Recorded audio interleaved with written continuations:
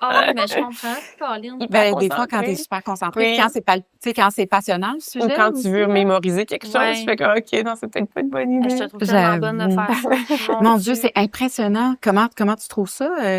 Écoute, l'étude? c'est des hauts et des bas parce qu'en fait, moi, j'ai le programme, tu sais, ça fait longtemps que je suis dedans. En fait, tout le monde est là pendant longtemps dans ce sens où il y a presque personne qui passe la première fois, là. Donc, c'est une moyenne de 7 ans d'études.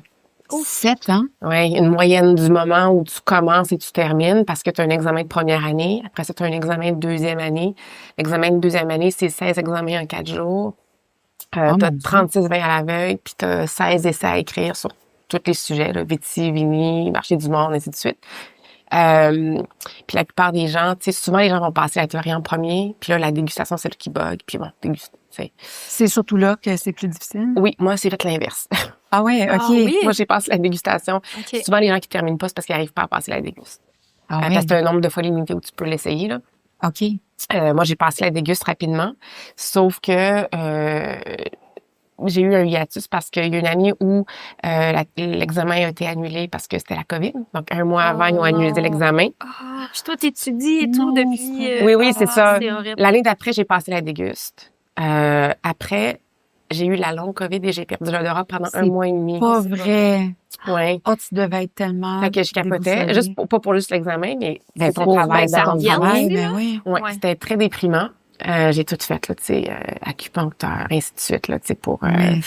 Puis j'ai fini par le retrouver parce que je connais des gens dans le milieu dont je nommerai pas nom qui ont eu la COVID longue puis qui ont pas tout récupéré encore. C'est pas vrai. Ouais, fait que tu sais, c'est pas... fait que moi, j'ai tout récupéré, sauf qu'après, faut que tu te recalibres, c'est-à-dire que il y a un entraînement à faire. Tu sais, par exemple, l'acide volatile, je l'apercevais dans le piton, puis là, j'allais déguster avec les vignerons, puis ils me disaient, on est à 0,6, moi, je la goûtais à 1,2, là, tu sais. Ah oui. Fait qu'il faut que tu recalibres. Fait que tout ça pour dire que j'ai sauté 2 ans. Je pouvais pas écrire l'examen parce que je goûtais pas. Puis voilà. Puis là, fait que c'est ça. Fait qu'il y a eu quelques années où j'ai pas pu écrire l'examen. Fait que là, la théorie, je l'écris en juin. J'espère. Il me reste 3 fois, là, tu sais, il me reste encore plein de fois parce que j'ai passé la théorie la dégustation rapidement. Ça m'a acheté 3 fois après d'essai. Sauf que je veux juste en finir, là. J'espère passer en juin. Puis après ça, il va me rester la thèse à faire. Hey, c'est incroyable. Ah, Je pensais pas que c'était intense, moi non aussi intense, ouais, comme... Ouais. C'est la chose la plus dure que j'ai faite dans ma vie. Ah ouais. C'est les Olympiques du vin. C'est la chose la plus dure que j'ai faite. Puis pourquoi tu le fais? Ah, tout le monde me pose la question. Ouais. Qu'est-ce que ça va te donner? Ouais, c'est ça. ouais, Il y a 2 choses. Puis quand on est ensemble, parce que là, j'arrive d'Espagne, on était 9 qui ont passé que la théorie, que la dégustation, qui ont passé la dégustation puis sont juste à l'examen théorique. Puis on est en semaine préparatoire. Puis là, tu sais, tu partages, tout le monde te dit, non, tu fais encore ça. Tu sais, les gens réalisent pas que c'est très, très long. Oui. Puis 2, pourquoi tu fais ça? Qu'est-ce que ça va te donner? Tu sais, je pense que la réponse est différente pour chaque personne. Tu sais, il y a des gens, si tu fais le Master Wine puis que tu le passes tôt dans ta carrière puis que t'es pas connu, je pense que ça fait en sorte que ça donne beaucoup de crédibilité. Ça t'ouvre des portes. Les gens vont dire, OK, chose. Master Wine, c'est sûr que c'est quand même le titre le plus prestigieux au monde. Fait que les gens vont dire, OK, elle connaît quelque chose. Puis là, oups, ils vont t'écouter, tu sais. Fait que ça ouvre des portes. Après, tu peux pas juste attendre à... Je pense que si tu fais ça juste pour le titre, sachant qu'il y en a 433 dans le monde aujourd'hui, même si le cours existe depuis 70 ans, ça veut dire que le taux de réussite est très faible. Incroyable. Fait que si tu fais juste ça pour le titre, la route va être très longue puis tu risques d'être déçu. Puis je pense aussi que tu peux pas juste t'appuyer sur le titre pour faire avancer ta carrière. Tu sais, je pense qu'il y a beaucoup de gens qui deviennent Master Wine puis ils disent, le téléphone va sonner. Peut-être qu'il va sonner au début. Mais après, il faut, c'est comme dans n'importe quoi. Le Faut que titre, tu l'entretiennes, ben ouais, oui, c'est ça. Des marques aussi. il y a beaucoup Ouais. de talent dans le vin, comme vous savez. Donc, Mhm. tu sais, il faut que tu fasses tes affaires, tu sais.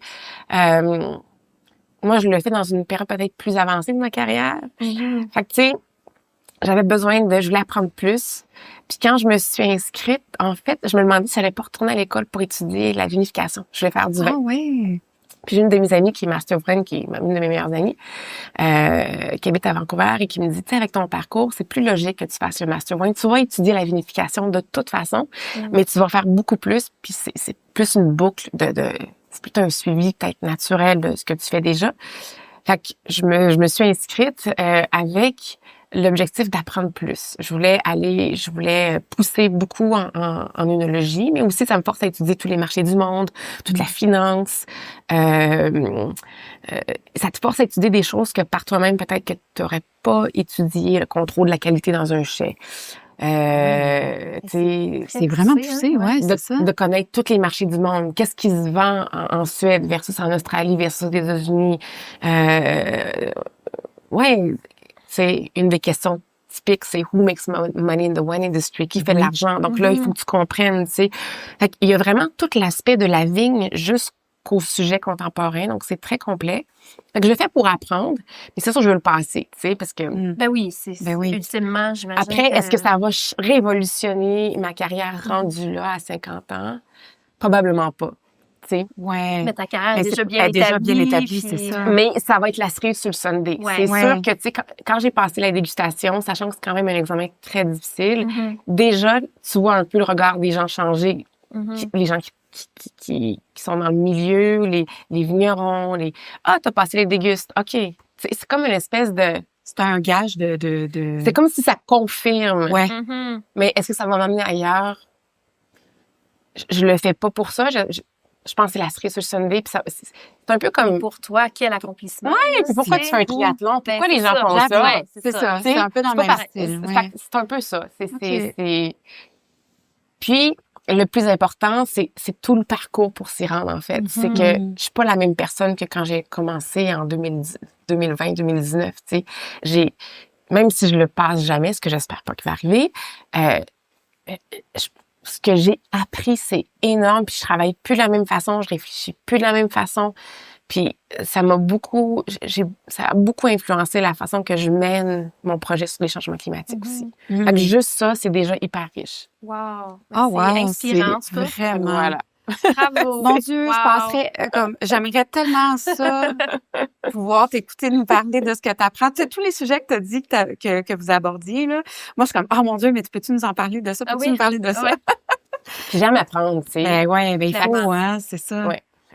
Voilà. Ben, mon Dieu, c'est une bonne façon de commencer. Oui! Merci Michèle d'être là. Merci de Michèle recevoir. Bouffard, on est vraiment contente que tu aies accepté notre invitation. Mais moi, je suis super contente parce que je vous suis depuis longtemps. Donc, je suis très contente. Merci. Je vous trouve très dynamique. Donc, je suis très contente. Merci. Merci Quand tu pour m'as l'invitation. réécrit, en fait, puis tu m'as dit, oui, je vous suis. Ça, j'ai dit ça à Catherine, puis on était comme, Michèle Bouffard nous ben suit. voyons donc! On était comme super énervés. Fait que merci. C'est vraiment le fun. Merci. Ouais. On a plusieurs questions qu'on t'avait partagées déjà en amont parce que on faisait des recherches, puis déjà ton parcours est impressionnant. Fait qu'on va aborder des questions peut-être plus tard dans l'entrevue, au niveau la discussion, plutôt au niveau de toute ta carrière journalistique aussi, l'écriture autour du vin, mais on t'a aussi reçu beaucoup pour parler de Tasting Climate Change, puis là, t'es en train, tu commençais à le mentionner, puis je pense le gros de notre discussion va tourner autour de ça parce qu'on trouve que c'est vraiment un sujet qui est ultra important à aborder. Puis on a des notes, on a des questions, on va s'y référer un petit peu parce qu'on va être sûr de vraiment essayer de brosser un portrait un peu de l'état des lieux en fait, puis qu'est-ce qui s'articule au niveau des changements climatiques, comment ça impacte l'industrie du vin aussi. Puis ben t'es la bonne personne pour recevoir pour parler de ce sujet-là. Donc Michèle Bouffard, t'es sommelière, propriétaire d'un studio aussi, une école qui donne des cours de W7, Wine and Spirit Education Trust.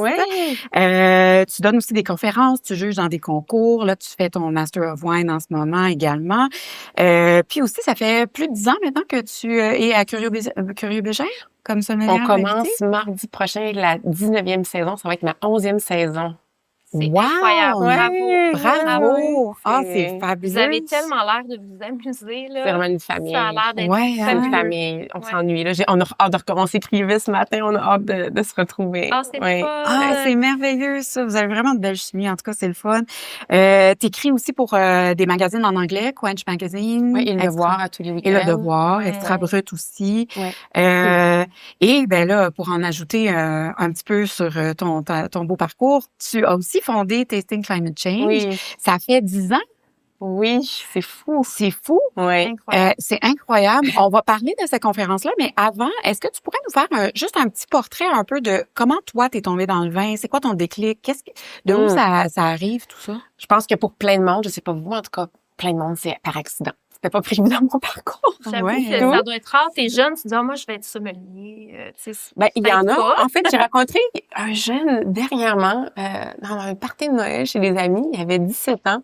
Il venait de s'inscrire à l'ITHQ, puis lui, il savait que c'est ça qu'il voulait faire. Ah ouais? Ça m'a impressionné, puis il était Wow. hyper allumé. Mais je pense que c'est quand même rare. Tu sais, Ouais. je pense que souvent, en tout cas, moi, dans mon milieu, j'ai un milieu où on buvait du vin, mais c'était de la piquette, là. Puis c'était pas du tout dans mon radar. Moi, j'ai fait un bac en trompette classique. Ah oui? Donc, c'est mon parcours. Et en fait, à l'époque, donc jusqu'à ce que j'ai 21 ans, j'avais toujours gagné ma vie en musique, en jouant ou en enseignant. Et donc, quand j'ai eu, juste avant mes 21 ans, c'est un peu comme quand t'es entraîné, comme t'es athlète, tu t'entraînes pour les Olympiques, c'est que tu veux avoir le meilleur coach. Et donc, moi, j'étais entraînée à un très, très haut niveau en musique classique parce que je voulais devenir trompettiste classique dans un orchestre symphonique. Okay. Et donc, le meilleur prof de trompette en Amérique du Nord venait de gagner la première chaise de l'Orchestre symphonique de Vancouver. Et moi, tous les étés, j'allais au domaine Forgette parce que j'étudiais à l'époque, il y avait un professeur de trompette qui est maintenant décédé, mais Vincent Chikowitz, c'était le professeur le plus coté mondialement pour tu voulais étudier avec lui. Et il y avait ses disciples, donc les gens qui étaient maintenant connus aussi, puis qui avaient étudié avec lui. Donc, le professeur avec qui je voulais étudier déménage à Vancouver. Et donc, on est 10 dans le monde qui auditionnent pour lui. On m'accepte et je déménage là-bas. Et donc là, je me retrouve dans un endroit où je connais personne et je parle pas l'anglais d'abord, à peu. Donc, je vais à l'université en anglais, ce qui est très compliqué. Et il faut que je gagne de l'argent parce que la vie à Vancouver était déjà très chère à l'époque. Et j'avais pas un cercle pour jouer de la musique ou pour gagner ma vie, en fait, en tant que musicienne, parce que je connaissais personne. Donc, je me suis dit, je vais m'improviser serveuse. Donc, j'ai fait une entrevue dans un restaurant où la propriétaire parlait français. Donc, j'ai pu y mentir en lui disant que je parlais effectivement anglais. Et donc, ça a été un peu mon début dans la restauration. Pour arrondir mes fins de mois puis avoir de l'argent. Et mon copain de l'époque avec qui j'étais pendant très longtemps, quand j'arrivais le soir, il y avait des concours au resto. Celui qui vend le plus de vin, un voyage en Californie. Il y avait tout le temps des concours de même, j'ai gagné tout. Puis il me disait, incroyable! Wow! Puis là, ça a commencé tôt, ton puis- succès. Puis là, il me disait, mais pourquoi tu vas pas dans le vin? T'en parles tout le temps. J'ai dit, non, moi, je suis une artiste. Et donc, et puis à la fin, je pratiquais 10 heures par jour en trompette. Oh. Et je commençais à avoir des doutes, en fait, sur la suite, parce que je me disais, je pratique 10 heures par jour dans un cubicule toute seule. Je suis une fille qui aime le monde. Ouais. Puis même si, donc, comment ça fonctionne quand t'es trompettiste, quand t'es musicien classique pour un orchestre symphonique? Les auditions, quand il y a des auditions, ce qui n'est pas tous les ans, les auditions s'ouvrent quand il y a un poste qui se libère. Il y a 40 violons à peu près, ou peut-être plus, dépendamment des orchestres, il y a 3 trompettistes. Fait que t'as pas une chaise qui s'ouvre. Si tu gagnes le poste, tu le gardes. Oui. Puis quand tu auditionnes, tu peux être, c'est affiché, donc tu le sais qu'une audition, t'as peut-être 300 personnes qui font l'audition, qui jouent les mêmes extraits devant un rideau, t'as un numéro. Donc là, t'es tout dans l'élite. Il faut que cette journée-là, tu performes. Donc, c'est pas une question de personnalité, c'est une question de, faut que tu performes bien cette journée-là, puis tu compétitionnes devant peut-être 200-300 personnes. Puis, pour finalement, en tant que trompettiste dans un orchestre, c'est du Wagner puis du Stravinsky, ce que j'aime jouer, il n'y en a pas beaucoup, parce que beaucoup d'orchestres symphoniques beaucoup de pièces ont été écrites avant que la trompette existe. Donc, tu finis ta carrière en Ils ont pas comptant... adapté. c'est qu'on joue beaucoup encore. Tu sais, oui, on joue un peu des pièces modernes, mais il y a beaucoup encore de musique qui retourne dans le temps et il y a pas beaucoup de trompettes. Fait que tu passes ta carrière à compter beaucoup plus de mesures qu'à jouer des notes. Ah, Fait que mon là, Dieu, fait que, tu sais, je commençais à penser tout ça, puis je me disais, si j'avais été mieux guidée et plus vieille, probablement je serais restée en musique, mais je me serais dit, je peux être historienne, je peux faire... Il y a plein de choses que Ça tu peux t'ouvre plein de faire, portes, bien oui. sûr, mais tu sais, j'étais entraînée pour être performante dans un orchestre. Et donc, mon copain de l'époque me dit peut-être que le vin, je dis non, parce que moi, je pense que je vais aller faire du théâtre, ce que j'ai fait en même temps. Donc, j'étudiais le théâtre en même temps, puis j'ai dit peut-être que, tu sais, même derrière la caméra, ça m'intéresserait. Fait que j'ai pris des cours un peu là-dedans. J'ai fait des cours en journaliste aussi à Vancouver, en parallèle. Mais il m'a donné pour Noël un cours du Debout Lucette en 1999. Oh, wow! Wow! Donc, ça fait longtemps. Ça fait très longtemps, oui. Fait que j'ai dit, OK, mais je vais le faire juste pour le fun. Tu sais, il dit, fais-le pour le fun. Je dis, ben oui, pour le fun. Puis en même temps, ça peut t'aider le soir. Ouais! Ben oui, c'est Puis, ça. ouais. Tu peux le mettre en pratique. Exact. Sauf que venant d'un milieu assez rigoureux, axé sur la discipline, ben moi, en fait, je comprenais pas que pas tout le monde était de même. Parce que quand tu grandis dans un monde de musique classique, toutes les gens qui t'entourent sont à la même rigueur. Fait que là, moi, j'étais arrivée là. Qui est comme ça. Puis là, j'appliquais ça où j'avais un horaire qui était à l'heure de ce que je devais étudier. Puis là, première de classe, OK, je vais faire le 3, OK, faire mon cours en sommellerie. Puis là, quand je suis arrivée en cours en sommellerie, c'est un peu là où les chemins se sont croisés. Puis j'ai décidé de quitter la trompette puis d'étudier dans le vin. Ouais. Ah, wow! Hey, quel parcours! Mon Dieu, c'est impressionnant. Fait qu'on remercie ton chum de l'époque. Ben oui. Ben oui. Merci, Paul. Est-ce que tu joues encore de la trompette? Non. C'est la trompette de tous les instruments, et ça, tous les instrumentistes, tu le savent, là, c'est la plus physique. C'est-à-dire que ça implique à peu près 100 muscles dans ta bouche quand tu joues. OK. Et c'est comme un peu, si tu courais des marathons avant, puis tu dis, OK, ben, j'ai plus vraiment le temps de courir tous les jours, mais je vais aller courir un 40. C'est qu'en fait, la trompette, à l'époque, autant je jouais beaucoup d'heures, en fait, tu sais, par jour. Aujourd'hui, après 10 minutes, si je joue, je suis fatiguée. Puis t'as pas de plaisir, en fait. Je comprends. Puis honnêtement, je pense que peut-être que je rejouerai quand j'aurai fini mes études. Mais moi, ce qui m'intéresserait peut-être plus aussi, c'est, je sais pas, prendre des cours de violoncelle ou de piano ou de... Un autre instrument. Ouais, j'ai l'impression c'est souvent les gens autour de moi qui m'ont connue à l'époque, qui ont une espèce de nostalgie parce que j'avais du talent, parce que moi, j'ai l'impression de l'avoir vécu à fond, puis d'avoir une belle vie. Fait que quand j'ai quitté, c'était très dur. C'est comme, je pense, un athlète qui arrête c'est très, très dur. Ça a été très, très dur. J'ai eu une dépression. Ça a été très, très dur parce que tu perds tous tes repères. Là, c'est que c'est une partie tellement importante de ton quotidien, en fait. C'est tout ce que tu connais, c'est tout ce que tu fais depuis des années. Mais aujourd'hui, j'ai zéro regret, là. C'est comme une époque passée, puis tu sais, je pense que c'était beau dans ce temps-là, mais t'es passé à autre chose. Puis la musique fait partie de ma vie. Tu sais, j'ai encore des amis, quand t'étudies en musique, il y a des amitiés indestructibles qui se forment. Donc, ma meilleure amie, Jorane, tu sais, encore à ce jour, le 24 décembre, c'est chez elle, là, tu sais, avec, puis il y a des instruments, puis jusqu'à 3-4 heures du matin, on chante autour du piano. Fait que, tu sais, la musique fait encore partie de ma vie beaucoup. C'est juste que j'en joue plus. OK. Ouais. Wow! Super passionnant. Merci pour ça. Oui. Puis, Tasting Climate Change, comment c'est venu cette idée-là? Parce qu'il y a 10 ans, on commençait un peu à parler des changements climatiques, mais ça restait pas autant dans un discours au quotidien, c'était pas aussi présent dans la scène médiatique. Effectivement. En fait, l'idée est venue bien avant.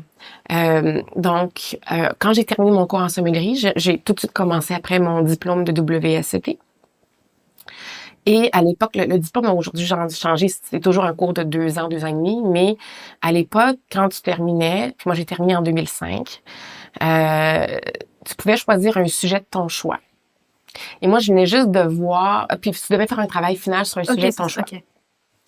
Et je venais juste de regarder le documentaire de Al Gore sur une vérité qui dérange, The Inconvenient Truth, qui était sur les changements climatiques, qui m'avait beaucoup marqué. Puis je me suis dit, aïe, ça va devenir un enjeu pour la planète. Et pour mon milieu, c'est sûr qu'il va avoir un impact. Sauf qu'en 2005, j'étais à Vancouver, Je venais juste de partir ma business là-bas que j'ai eu pendant 13 ans. Donc, puis j'avais pas les connaissances ni les connexions, mais je me suis dit un jour, quand j'aurai plus de contacts, plus de connaissances, je vais vouloir faire quelque chose là-dessus.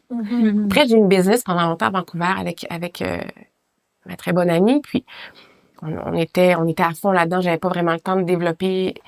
Mais quand je suis déménagée à Montréal, ça va faire 11 ans au mois d'octobre, je me suis dit, ben c'est le temps. Donc, j'ai déménagé à Montréal en 2016, après 20 ans à Vancouver. Et là, ben moi, j'étais pas connue ici. Je connaissais personne dans le domaine du vin. À Montréal, en fait? Ça, c'est intuitif. OK. J'avais l'impression d'arriver au bout d'un chemin, au bout d'un chapitre. Ma business avait beaucoup de succès là-bas, on était connue, mais j'apprenais plus. Puis je trouvais pas mal jeune pour plus apprendre. OK. Puis je sentais que les débouchés étaient pas mal rendus au bout. Fait que j'aurais pu juste surfer, mais c'est pas dans mon tempérament. OK. Puis je me suis dit, OK, est-ce que c'est Montréal ou c'est l'Europe? J'avais pas de plan, hein, j'avais 0 plan. OK. Et ma bonne amie Joranne et son mari Éloi Pinchot, que j'adore, qui sont des inspirations dans la vie, je venais les visiter souvent. Puis là, on prenait un verre de vin puis on jasait jusqu'aux petites heures du matin pour refaire le monde. Puis il y avait quand même des arguments là, pour dire, ben tu devrais revenir ici. Puis c'est sûr que la culture me manquait beaucoup. Oui. Donc j'avais le goût de me rapprocher d'un monde culturel, le théâtre, la musique et tout ça. Fait que je me suis dit, je pense pas que c'est ma destination finale, mais je pense que j'ai quelque chose à faire là. OK. Fait que je me suis lancée dans le vide, connaissant personne ici. En tout cas, pas dans le vin. J'avais des amis dans la musique. Fait que c'était pas du tout, j'avais pas de plan. OK. Puis quand j'étais arrivée ici, je me suis dit, je pense que c'est le bon moment pour partir quelque chose autour de Tasting Climate Change. Donc, j'ai commencé à mettre ça sur pied en 2016. Donc, la première conférence a eu lieu en 2017. C'était une demi-journée. Puis je me disais, est-ce que les gens sont prêts à dédier une demi-journée? Et j'ai une bonne amie maintenant qui m'avait dit à l'époque, que je connaissais pas, t'es trop ambitieuse, une demi-journée, les gens vont pas venir pour écouter ces changements climatiques une demi-journée. Puis moi, j'arrive à Montréal, je connais pas grand monde. Okay. C'est quand même, tu sais, moi, c'est un risque financier parce que tu loues une salle, tu sais, faut. Oui, t'as des dépenses, là, reliées à ça. Oui. Ouais. Puis je connais, tu sais, je suis née d'arriver, je me dis, les gens vont-tu venir? J'en ai pas dormi des nuits. Puis à l'époque, c'était compliqué parce que c'est sûr que les commanditaires, c'est beaucoup des régions viticoles. Ou des producteurs, puis les gens voulaient pas s'associer au changement climatique parce qu'ils avaient l'impression que ça allait ternir leur image sur la qualité des vins. Ça a beaucoup changé aujourd'hui, c'est plus ça. Ah ouais? Ouais. En 2017, comme tu disais, les gens connaissaient pas beaucoup les changements. En fait, ils savaient que c'était là, mais on n'en parlait pas encore trop. Puis c'était un peu tabou parce qu'il y avait des régions qui le sentaient beaucoup plus que d'autres. Puis là, on se disait, ben, on veut pas que les gens pensent que nous, on est plus affectés que d'autres. Fait que ça voulait pas, ils voulaient pas qu'ils pensent que ça avait un impact négatif sur la qualité de leurs produits. Exact. Ah oui. Ouais. C'est spécial quand même. Parce que comment ça peut... Oui, c'est ça. En fait, ça t'adresse des problèmes. Dans des régions où il fait déjà chaud, je veux pas nommer de région viticole, mais les régions où il fait déjà très chaud. Ouais. C'est sûr que là, on se retrouve avec des taux d'alcool très élevés, des acidités plus faibles, les équilibres sont plus difficiles. Donc, c'était compliqué en 2017, mais merci la vie, cette journée-là, elle a été, j'ai vendu toutes les places, c'était au HSC, 300 personnes sont venues, c'était sold out. Et donc, je me suis dit, OK, on tient quelque chose. Et j'ai décidé de la faire aux 2 ans parce que, jusqu'à pas si longtemps, j'étais pas mal toute seule à amener tout ça. Maintenant, j'ai Hélène Dion qui travaille à temps partiel avec moi. Hélène, on l'adore, que j'aime beaucoup. Oui. C'est elle, en fait, qui m'a approchée parce qu'elle était venue à la conférence et elle m'avait dit ça. Juste, je sais même pas comment tu fais pour faire tout ça toute seule. Tu sais, c'est moi qui trouvais l'argent, c'est moi qui animais. À un moment donné, tu sais, les premières éditions, j'étais au vestiaire, je faisais, tu sais. Ben voyons. C'était un one woman show. Ben oui, parce que j'avais pas les moyens d'engager personne. J'avais des volontaires qui étaient de la journée, mais oui, je faisais pas mal toute seule, tu sais. Fait qu'Hélène est arrivée pour l'édition 2024. Fait que ça m'a beaucoup aidée. Fait que maintenant, tu sais, ça grossit, c'est-à-dire qu'on est rendu aujourd'hui à 3 jours. Hein. 3 jours plein. Ouais. Puis moi, j'ai ajouté une journée qui était pas ouverte au public. Je me suis dit, comme on a plein de producteurs du Canada qui sont dans la salle, qui vivent des enjeux similaires, aussi des producteurs des Finger Licks, qui est pas très loin, on est allé dans un vignoble québécois. Donc, j'ai organisé une journée juste pour les producteurs canadiens et les producteurs de Finger Licks qui sont retrouvés. On est allé au domaine Saint-Jacques. Wow. Pour leur faire une démonstration sur le géotextile, comment ça fonctionne. Puis après, il y avait, dans l'après-midi, il y avait des conversations où les journalistes n'étaient pas là. C'est vraiment à mi-clos pour qu'ils puissent discuter des enjeux. Quelles sont les maladies? Qu'est-ce qu'on partage? C'est quoi les affaires qui sont vraiment rochantes? Puis qu'est-ce qu'on voit comme changement? Puis comment on peut partager des solutions ensemble? Comment on peut changer nos contacts pour se parler plus régulièrement? Et là, ils m'ont écrit, ils m'ont dit qu'ils veulent faire ça à chaque édition, en fait. Donc, voilà. Fait que j'essaie c'est de... tellement riche pour eux d'avoir cette conversation. Vraiment. Puis plein de points de vue de gens qui sont dans qui vivent la même, les mêmes problématiques. Wow. Puis mon objectif aussi, c'était qu'il y avait des regroupements parfois qui parlaient des changements climatiques, mais je me rendais compte que c'était tout le temps les mêmes personnes dans la salle. C'est-à-dire que on a tendance à se regrouper avec des gens qui pensent comme nous. Oui. On est tous faits pareil. Mais moi, je voulais avoir dans la salle des opinions opposées. Je voulais avoir les petits comme les gros. Je voulais avoir aussi toute la chaîne de production de la personne qui plante la vigne jusqu'au sommelier qui parle de ce vin au consommateur, les journalistes, les producteurs, l'embouteilleur. Je voulais que tout le monde soit là parce que, tu sais, dans toutes les étapes, il faut comprendre les enjeux de un et de tous et chacun. Je pense que c'est important. Une fois qu'on comprend l'enjeu de un et l'autre, je pense que ça change beaucoup les choses. Fait que c'était un peu ça l'objectif aussi de la conférence. C'est fabuleux. Puis qui assiste à ces conférences-là? Donc, la dernière conférence, j'ai eu 436 personnes de 17 pays. 17 pays? Oui. À Montréal ou aussi avec les gens qui assistaient en ligne? Dans la salle, il y avait 16 pays représentés. Oh, wow! Mais j'avais 300 personnes dans la salle et 136 en ligne. Wow! Oui. Fait qu'il y a vraiment un mélange d'agents, d'acheteurs. J'avais 5 monopoles de présents. On avait le monopole du système Boulaguette, la SAQ, bien sûr. On avait le monopole de l'Ontario. On avait les autres monopoles canadiens en ligne. Donc, on a des acheteurs, on a des sommeliers, on a des journalistes, on a des producteurs, on avait un embouteilleur, on a des gens qui s'occupent de la machinerie, qui vendent des machines. C'est vraiment un mélange. Ça doit pas arriver souvent que tous ces gens-là soient réunis ensemble et puissent discuter, puis avoir une voix. Puis moi, une des choses qui m'a fait du bien, parce que c'est sûr que je sais que j'en demande beaucoup aux gens qui viennent, ils achètent un billet quand même pour dédier beaucoup de temps dans un horaire chargé. Puis c'est sûr que la première journée est toujours plus située autour de la vigne, de la viticulture, puis la deuxième journée plus sur la commercialisation. Fait que c'est sûr que naturellement, c'est qu'un agent de la journée 2 est plus intéressant. Ou c'est un acheteur que la journée 1. Parce que là, journée 1, tu sais, on rentre vraiment dans geeky, là. Ouais. Mais c'est formateur en même temps d'être au courant de ça. Mais je le sais que ça serait bien les gens... C'est plus facile à skipper. Fait que je pense quand même des gens à venir. Et la deuxième journée, j'ai rencontré les acheteurs du LC Bio.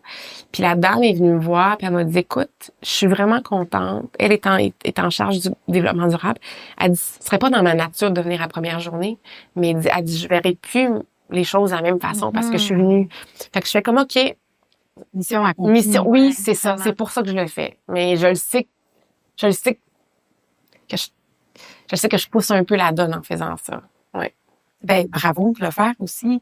Parce que, qu'est-ce que toi, dans le fond, ultimement, ton objectif avec cette conférence-là, c'est quoi, justement? Tu sais, oui, tu veux regrouper tous les maillons de cette chaîne-là de consommation de la vigne au consommateur, ultimement, mais comme concrètement, tes objectifs avec Tasting Climate Change, c'est quoi? Bonne question. Il y en a plusieurs. Le premier, c'est de donner une plateforme pour que ces gens-là se rencontrent et puissent ensuite garder un contact avec un et l'autre. Parce que, tu sais, je pense à un vigneron, quand t'es dans le... Tu sais, t'en as tellement, là. Ses épaules, tu sais, tu travailles dans la vigne, tu travailles dans le chai, peut-être que tu travailles dans 30 différents marchés. C'est tout seul à T'es porter toute seule. De commencer à faire des recherches en plus sur toutes les... C'est beaucoup. Lourd, Mais quand tu es dans une même salle, tu dis, OK, telle personne, OK, cool. Tu sais, c'est de ça faire un réseau aussi. Oui. C'est aussi c'est lourd, les changements climatiques. C'est un sujet qui est difficile. Je pense que cette année, j'ai eu beaucoup de commentaires de gens qui me disaient ça nous a fait du bien parce qu'on est toute seule souvent, puis là de se retrouver dans une salle où on met l'accent sur les solutions, mais qu'on n'est pas toute seule, ça fait du bien au moral. Donc ça, c'est important. Mais je veux aussi, j'espère que les gens vont partir en faisant des actions concrètes. J'avais un mur des possibles cette année qui était nouveau. Je demandais aux gens en partant d'écrire une action qui s'engageait à faire de différent. Et l'éditrice en chef de Jancis Robinson était là. Jancis Robinson était le sponsor médiatique, commanditaire médiatique cette année. Puis Tara Thomas est venue me voir, puis en fait, elle dit faut en faire plus. Puis elle m'a écrit après, puis elle dit j'ai déjà eu une rencontre avec toute l'équipe de Jancis et on va ajouter plus d'informations sur les producteurs. On va donner plus de transparence sur les actions autour du développement durable. Fait que moi, quand j'entends des choses comme ça, je me dis, OK, ça sert à quelque chose, tu sais. Oui. Fait que c'est ça l'objectif, c'est de un réseau, que les gens développent un réseau et puis d'inspirer les gens à prendre des actions, de continuer en fait, de se dire, même si on en fait déjà, c'est pas assez, il faut en faire plus. Parlons, tu sais, concrètement des changements climatiques sur les impacts sur la viticulture ou sur l'industrie du vin. Ouais. Comment ça se reflète, tous ces changements climatiques-là? Je pense que la réalité est différente d'un pays à l'autre, mais je pense que ce que tout le monde vit, on a une baisse des acidités dans les raisins au moment de la récolte, une montée du sucre. Donc, ça veut dire quoi dans les vins? Plus d'alcool, moins d'acidité. Pour des régions comme le Québec, dans des bonnes années, comme 2024, comme 2025, c'est bénéfique. D'autres régions, si tu es dans la région de Mecklenburg où il faisait déjà chaud, c'est une catastrophe. C'est plus compliqué, il faut que tu trouves des solutions. Fait que je pense aussi que quelque chose qui unit peut-être toutes les régions viticoles, c'est qu'on voit les maladies et on a plus d'insectes, plus de maladies qui arrivent, qui s'intensifient. On sait, par exemple, les insectes, leur habitat est complètement défini par la température. Donc là, on voit des régions viticoles qui voient de nouveaux insectes arriver. Parfois, ces insectes-là sont aussi des vecteurs de maladies. Donc, on doit s'ajuster on voit des nouvelles maladies, des nouveaux insectes, des nouveaux défis. Je pense que ce que tout le monde voit aussi, c'est que ce que tu as planté maintenant, peut-être que ce sera pas ce qui va encore fonctionner à long terme. Puis on le sait, quand tu replantes, ça prend 3 ans avant d'avoir du raisin. Fait que c'est des coûts importants. Fait que comment tu navigues dans tout ça, sachant qu'il va peut-être falloir que tu fasses des changements, mais que tu peux pas tout faire en même temps. Donc, ça, je pense que c'est ce qui unit toutes les régions. Après, chaque région a ses enjeux et parfois ses avantages aussi. Oui.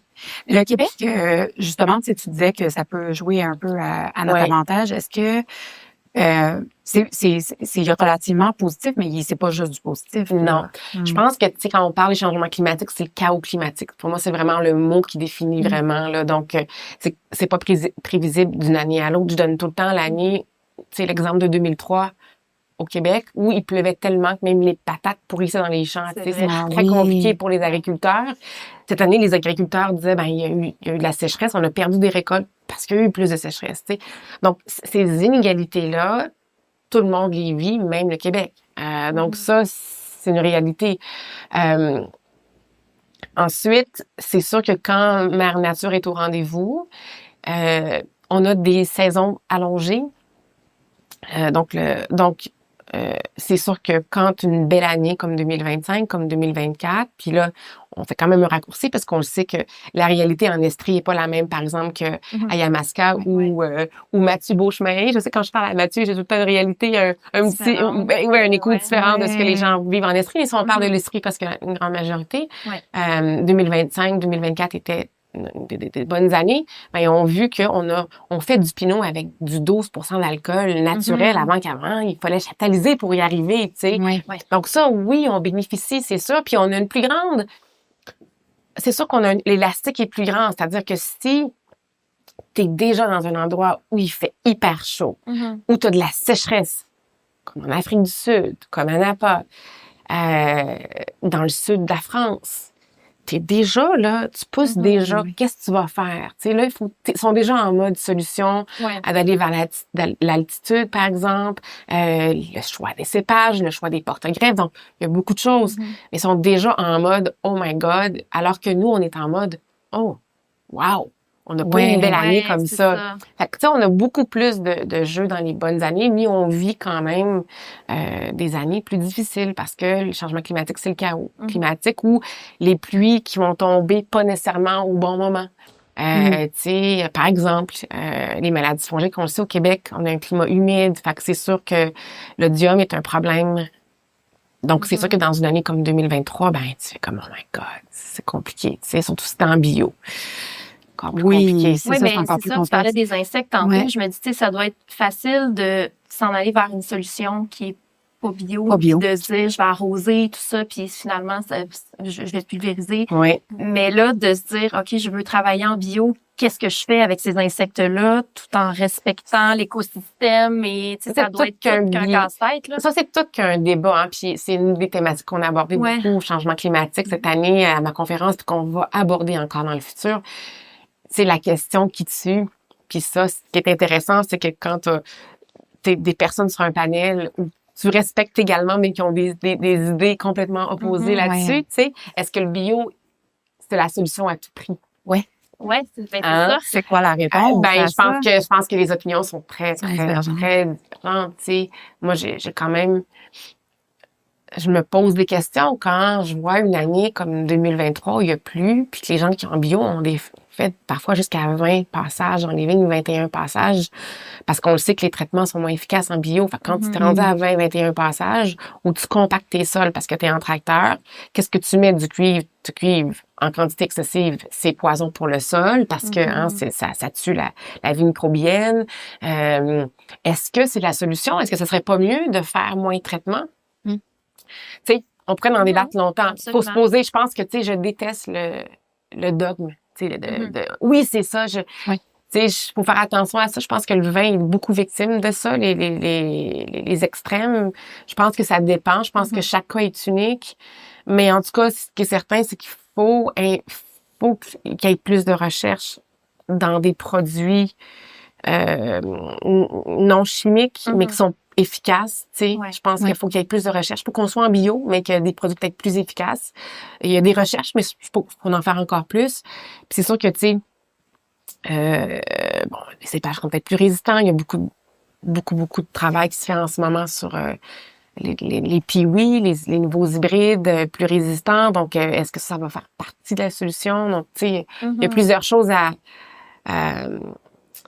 c'est compliqué, c'est pas... C'est fou, toutes les avenues qu'on peut prendre, justement, pour pallier à ça. Oui, puis absolument. Ça reste tellement de choix des différents vignerons, c'est...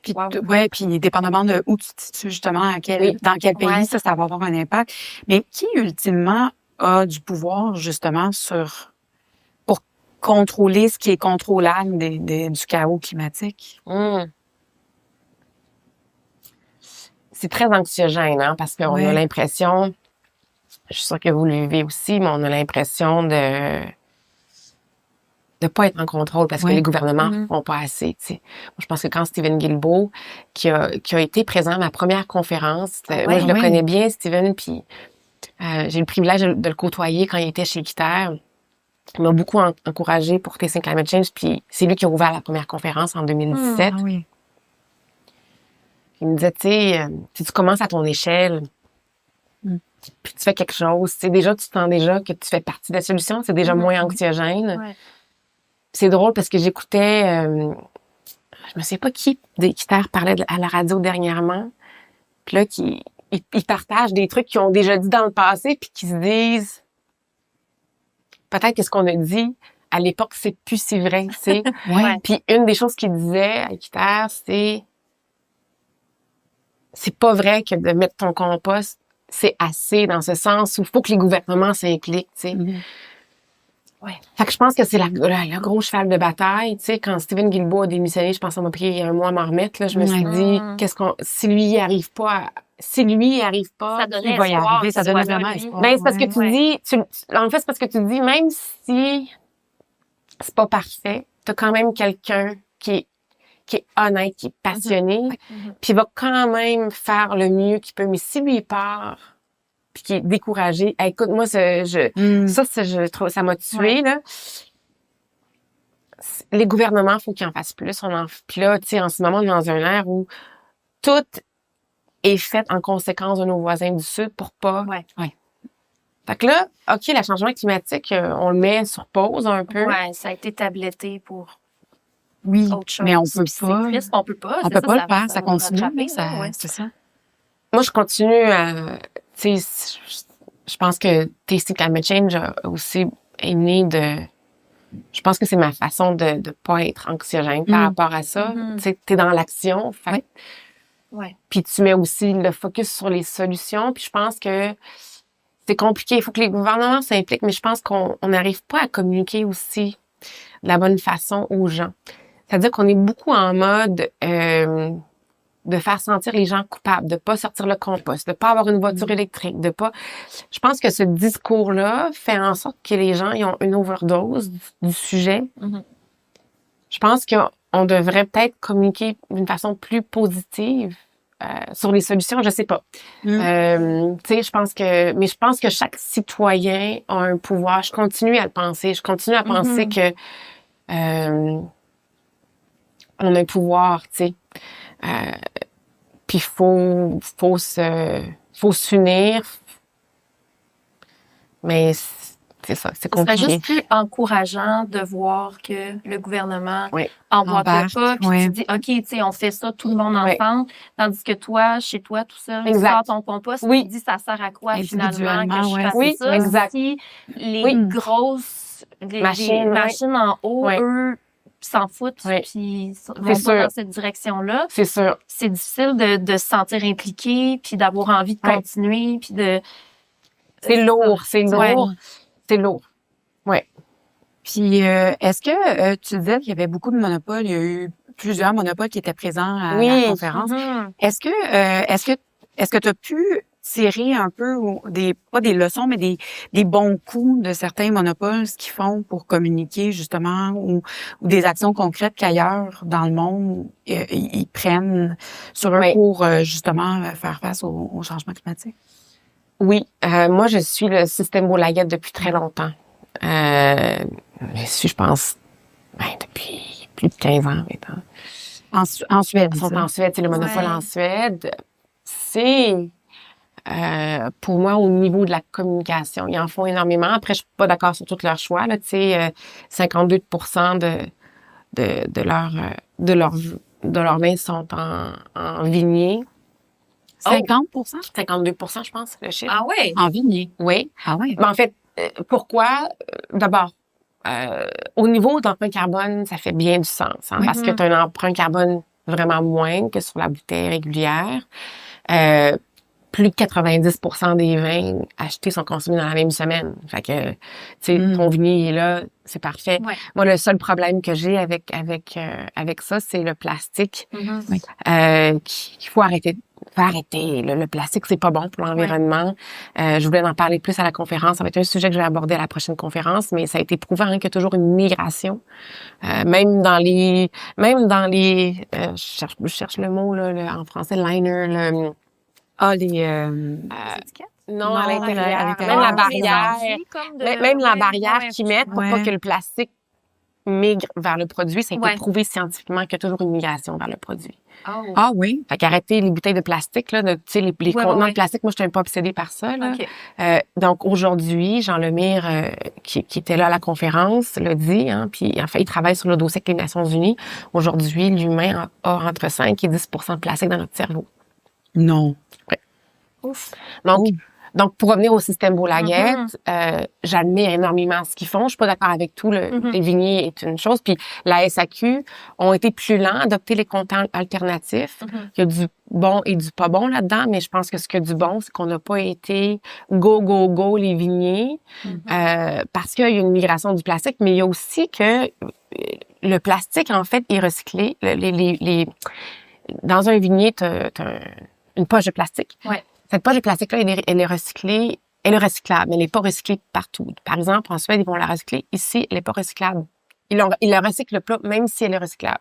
Ah oui? Ah oui? Ouais. OK. Fait que ça, c'est un bon coup que la SAQ, pour moi, qui ont fait, c'est qu'ils ont pris leur temps de dire, OK, avant de se lancer dans les contenants alternatifs, on va évaluer. Oui. Ouais.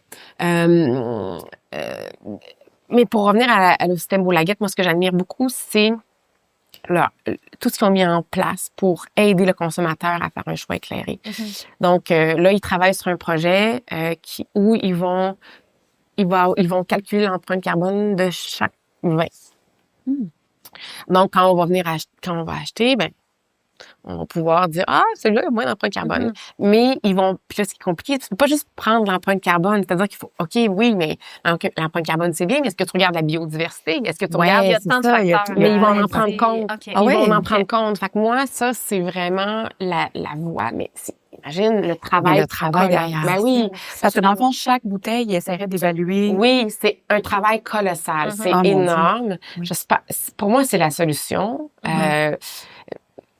Puis bien avant la solution, c'est que les acheteurs favorisent. Moi, je rêve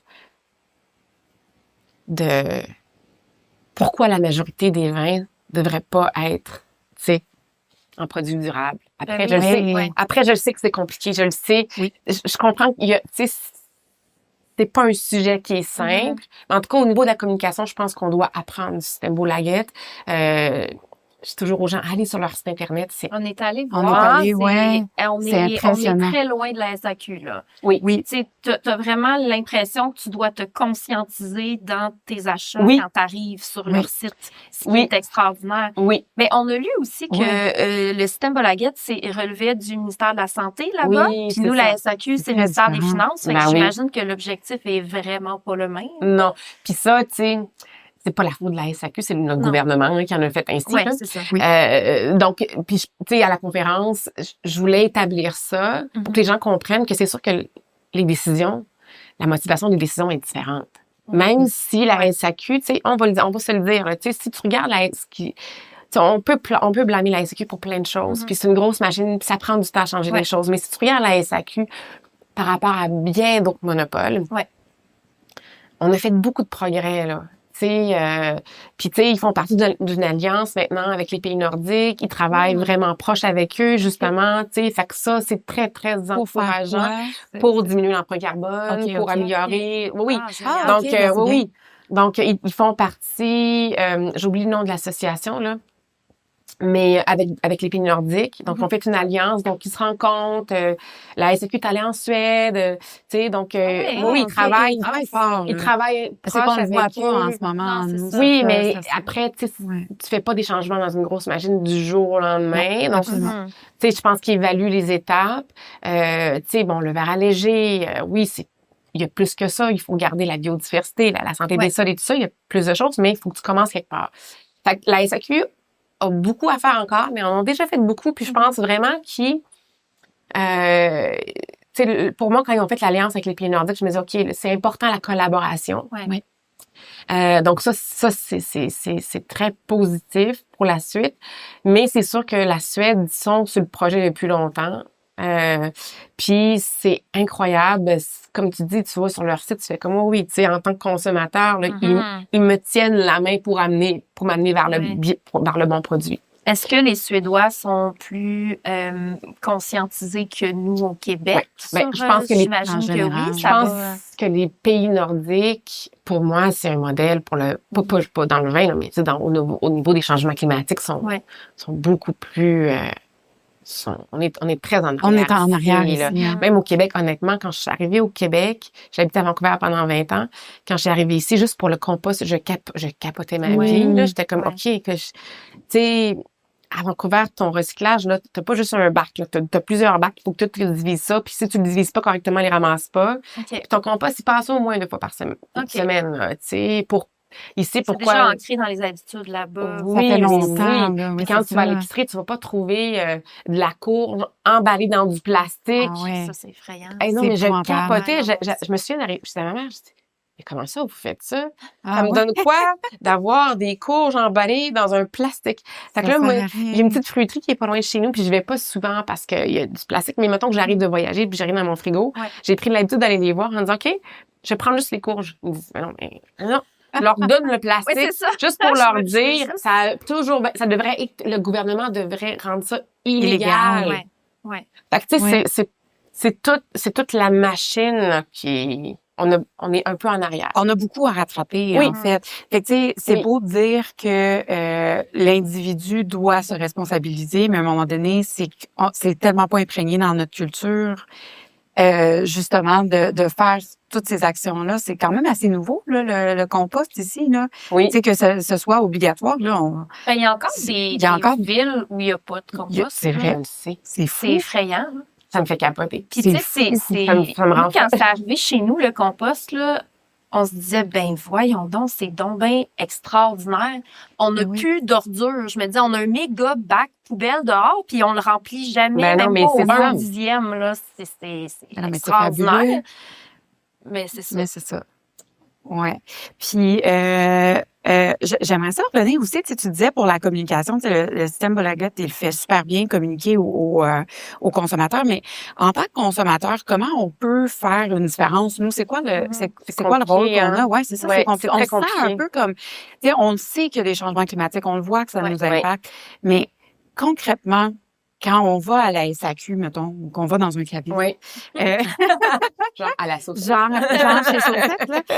Comment on fait pour avoir un impact ou comment on fait pour bien choisir, en fait, un produit qui est éco-responsable ou en tout cas qui favorise. C'est pas simple, hein? Même nous qui travaillons dans le vin, il faut quand même faire un peu de recherche. Absolument. Fait que c'est pas simple. C'est toujours aux gens, dites non à la bouteille lourde. Si on prend la bouteille puis qu'on peut s'entraîner avec, là, probablement pas la bonne bouteille qu'on veut. Tu sais, il y a tellement de choix à la SAQ. Ouais. Ou chez un caviste. Tu sais. Mais la bouteille lourde, là, les gens pensent que c'est du meilleur vin. Oui. Parce que moi, la génération comme de mes parents, là, il y en a beaucoup qui pensent ça. Puis je suis comme, pas juste les vieilles générations. Non.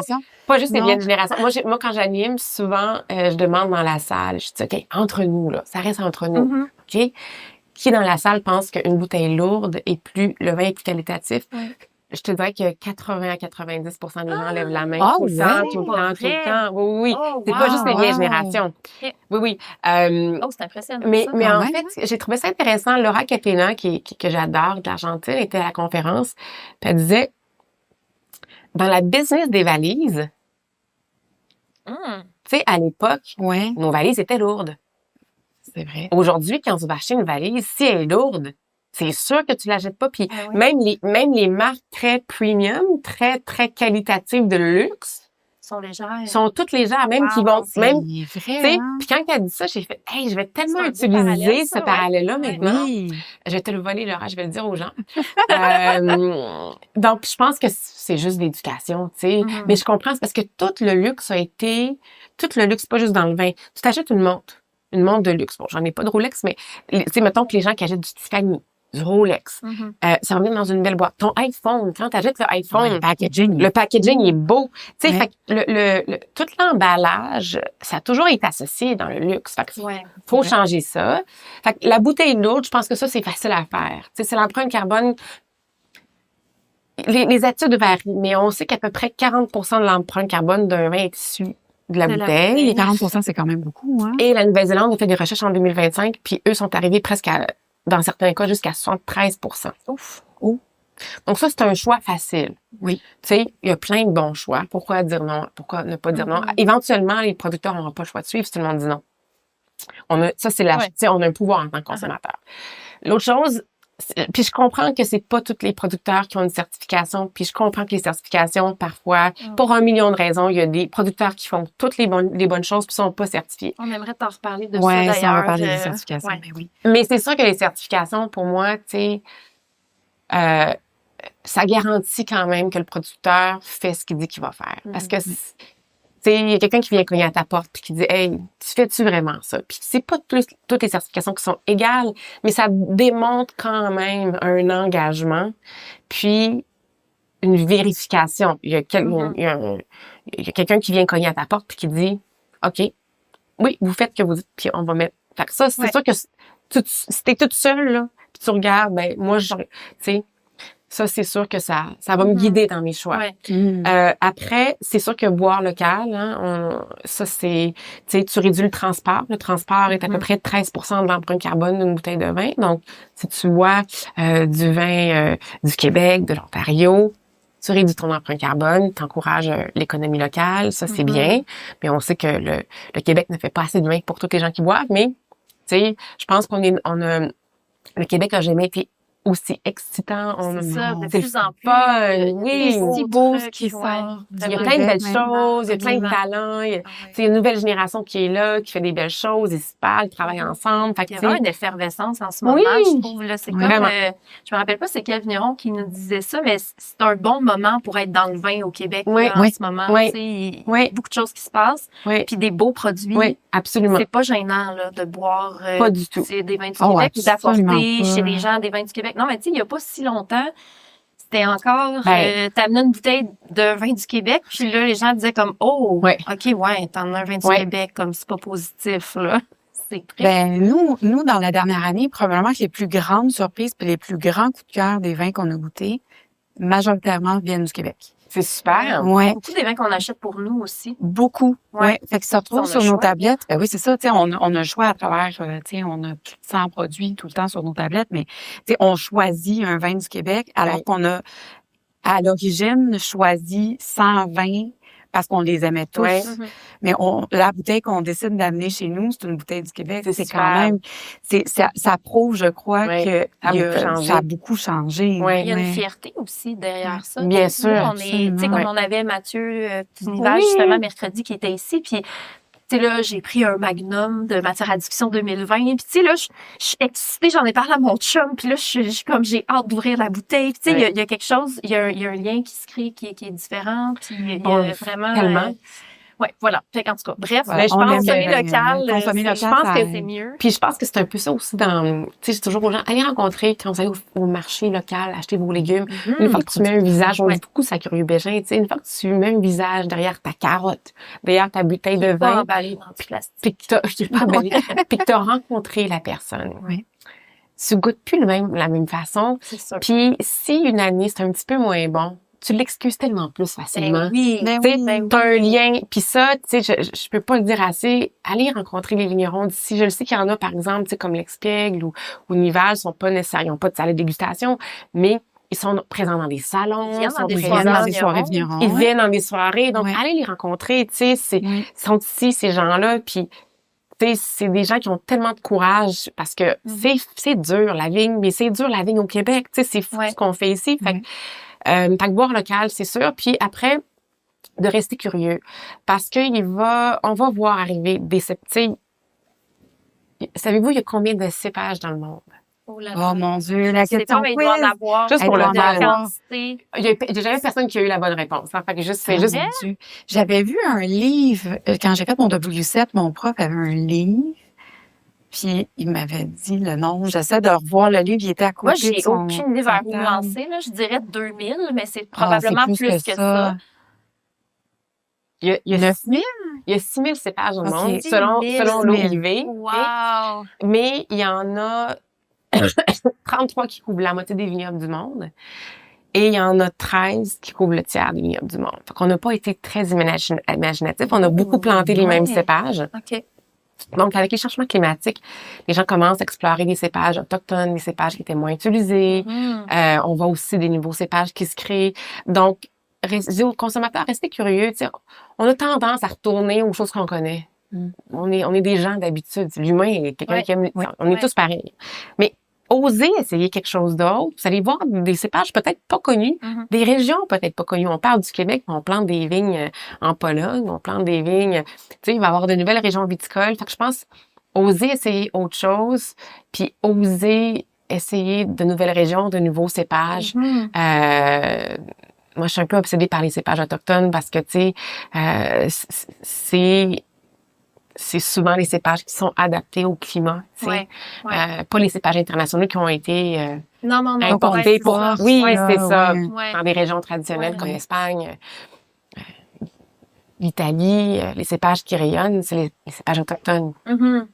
Ah, puis en même temps, c'est le fun parce que tu goûtes quelque chose de complètement différent.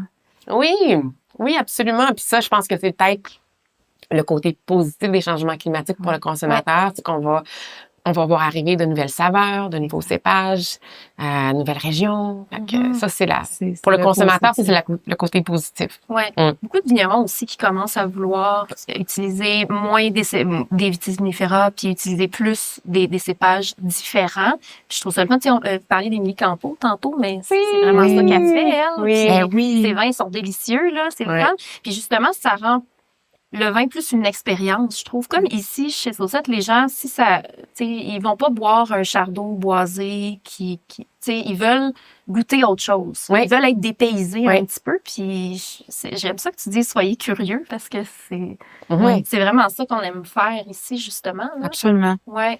On a touché un peu la certification. C'est un point que vous avez abordé justement pendant la conférence Tasting Climate Change. C'est difficile de s'y retrouver. Il y a tellement de certifications. Il y en a qui sont pas officielles non plus. Il y a des gens sur les bouteilles qui vont écrire comme un petit terme. J'ai pas vraiment de, j'ai pas de nom qui me vient en tête, mais qui vont écrire comme, qui vont s'inventer presque comme un label ou une certification. Mais comment qu'on s'y retrouve? Puis c'est quoi en tant que consommateur qu'on peut dire, ah oui, ça, c'est la certification que je devrais chercher sur la bouteille? Moi, j'ai pas en tête une certification qu'on devrait chercher. Je pense que c'est complexe parce que pour comprendre tout ce qui implique une certification, il faut que tu ailles sur le site que tu lises des dizaines et des dizaines de pages. C'est souvent un guide assez complexe à suivre. Qui fait ça? Ben, en fait, comme quand c'est fondé, il y a des marches à suivre, là, tu sais. Mais je voulais plus dire le consommateur, tu sais, qui va aller. Non, il y a personne qui fait ça, bien sûr. Personne, là. Bien sûr. Non, c'est ça. Oui, c'est ça. Faut le communiquer, faut le prix marché. Oui. On peut pas, il y a personne qui va faire ça. Mais non. Puis même quand tu lis, mais moi, si tu me demandais maintenant, c'est quoi la différence? C'est quoi les nuances entre la certification, durable du Chili et celle de la Californie? J'en connais quelques-unes, mais je connais pas toutes. C'est hyper technique, exact. Moi, je pense que je suis pro-certification. Je suis pro-certification parce que, mais c'est sûr qu'il y en a trop. Le café l'a très bien fait, dans ce sens où quand tu achètes du café puis tu vois Fair Trade, tu dis, OK, tu sais, ça parle. Le vin n'a pas réussi à faire ça parce qu'il y en a trop de certifications. Je pense que les gens sont peut-être plus familiers avec le bio, avec la biodynamie, mais c'est intéressant parce que j'ai lu des statistiques là-dessus. Et quand ils faisaient des recherches ils ont fait des recherches dans différents marchés, la Suède, l'Angleterre, les États-Unis, le Canada, puis ils demandaient aux consommateurs de vendre plein de certifications, lesquelles vont le plus vous parler. C'est intéressant. Oui. Et en fait, ils ont tous choisi pas tous, mais en tout cas, la majorité des gens choisissaient une certification. Tu sais, c'est le mot anglais, mais c'est parce que souvent, on va voir le mot anglais, sustainable.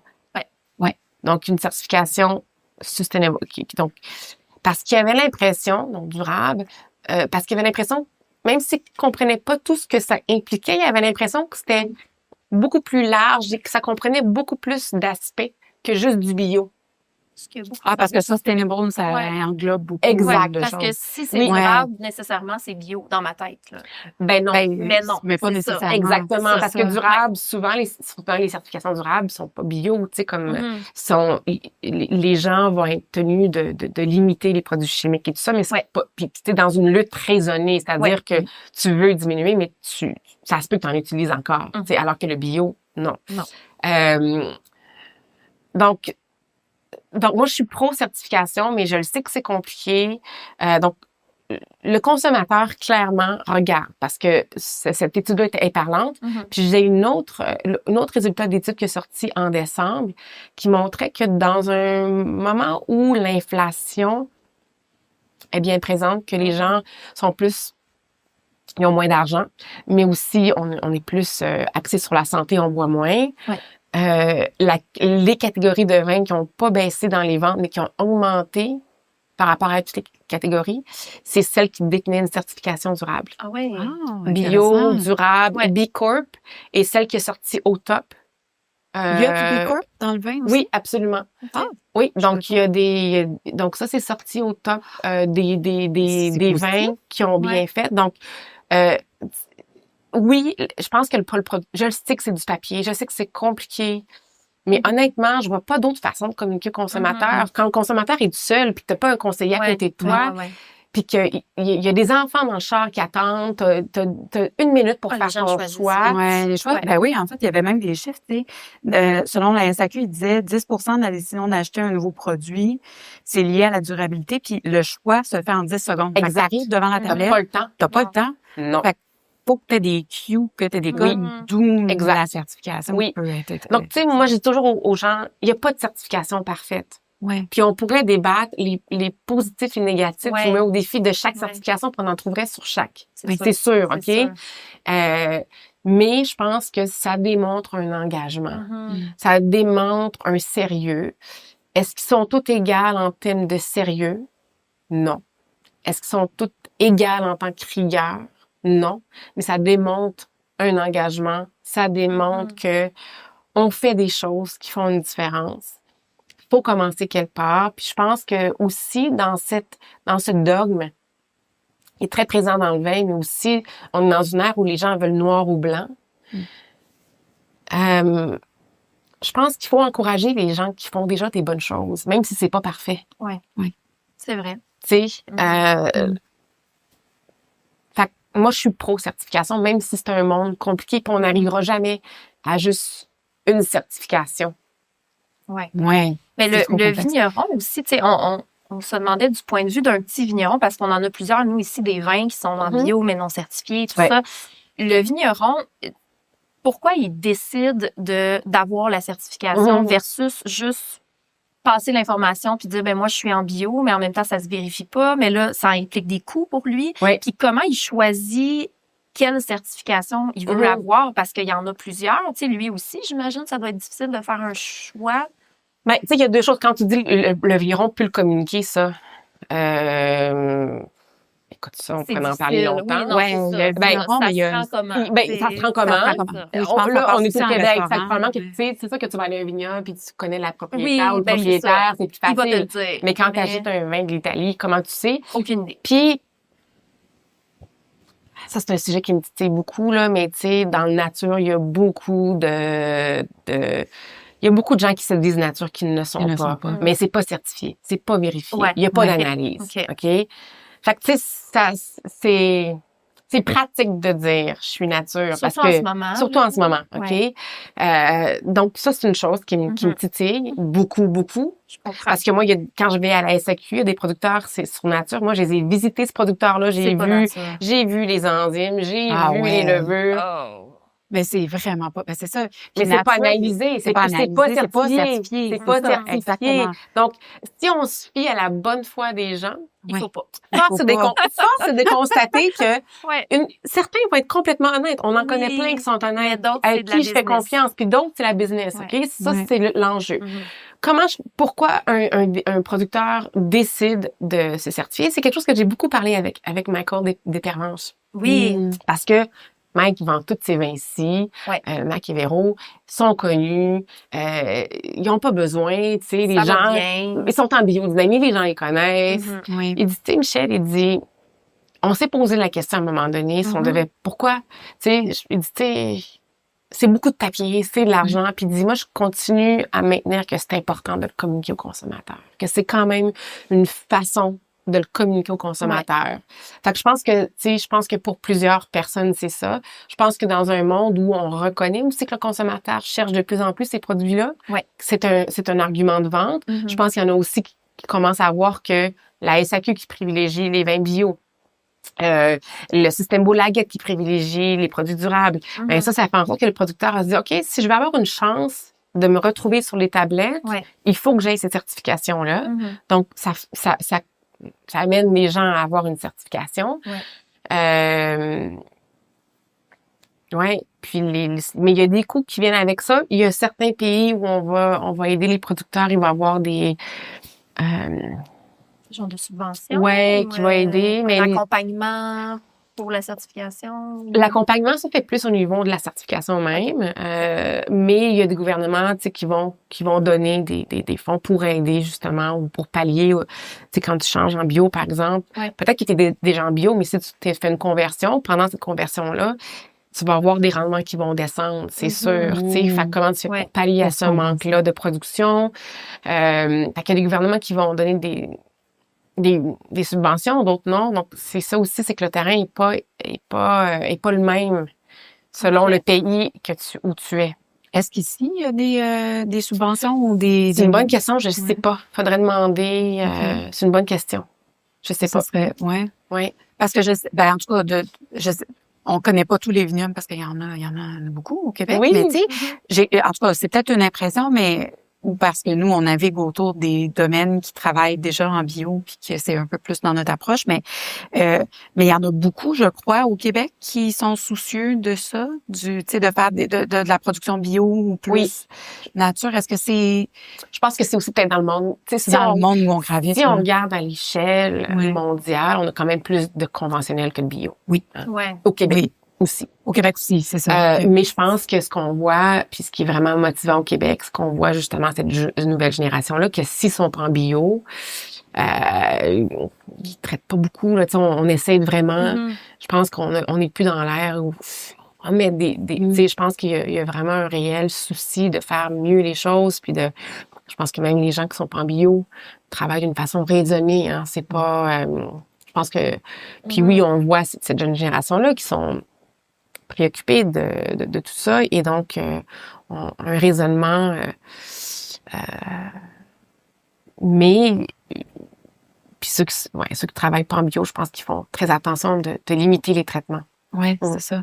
En tout cas, c'était une impression que j'avais. Oui, mais c'est sûr que dans le... Mais nous, on gravite autour de ça. C'est sûr que, tu sais, je vois avec qui vous travaillez. Oui. C'est les Nival, les Geneviève Tisdel, les Mike Pervenche, la Bauge, tu sais, c'est tous des gens qui sont dans ce mouvement-là. Oui. Oui.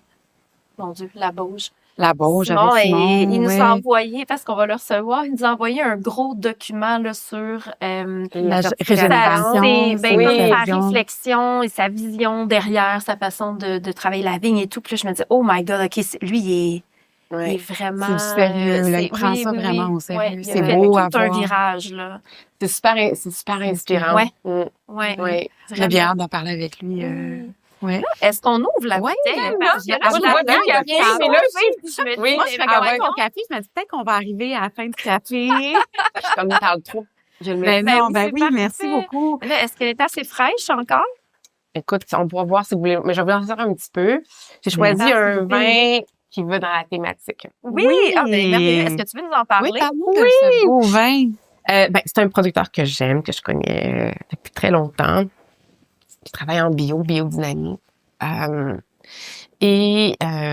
Donc, dans la région de Penedès.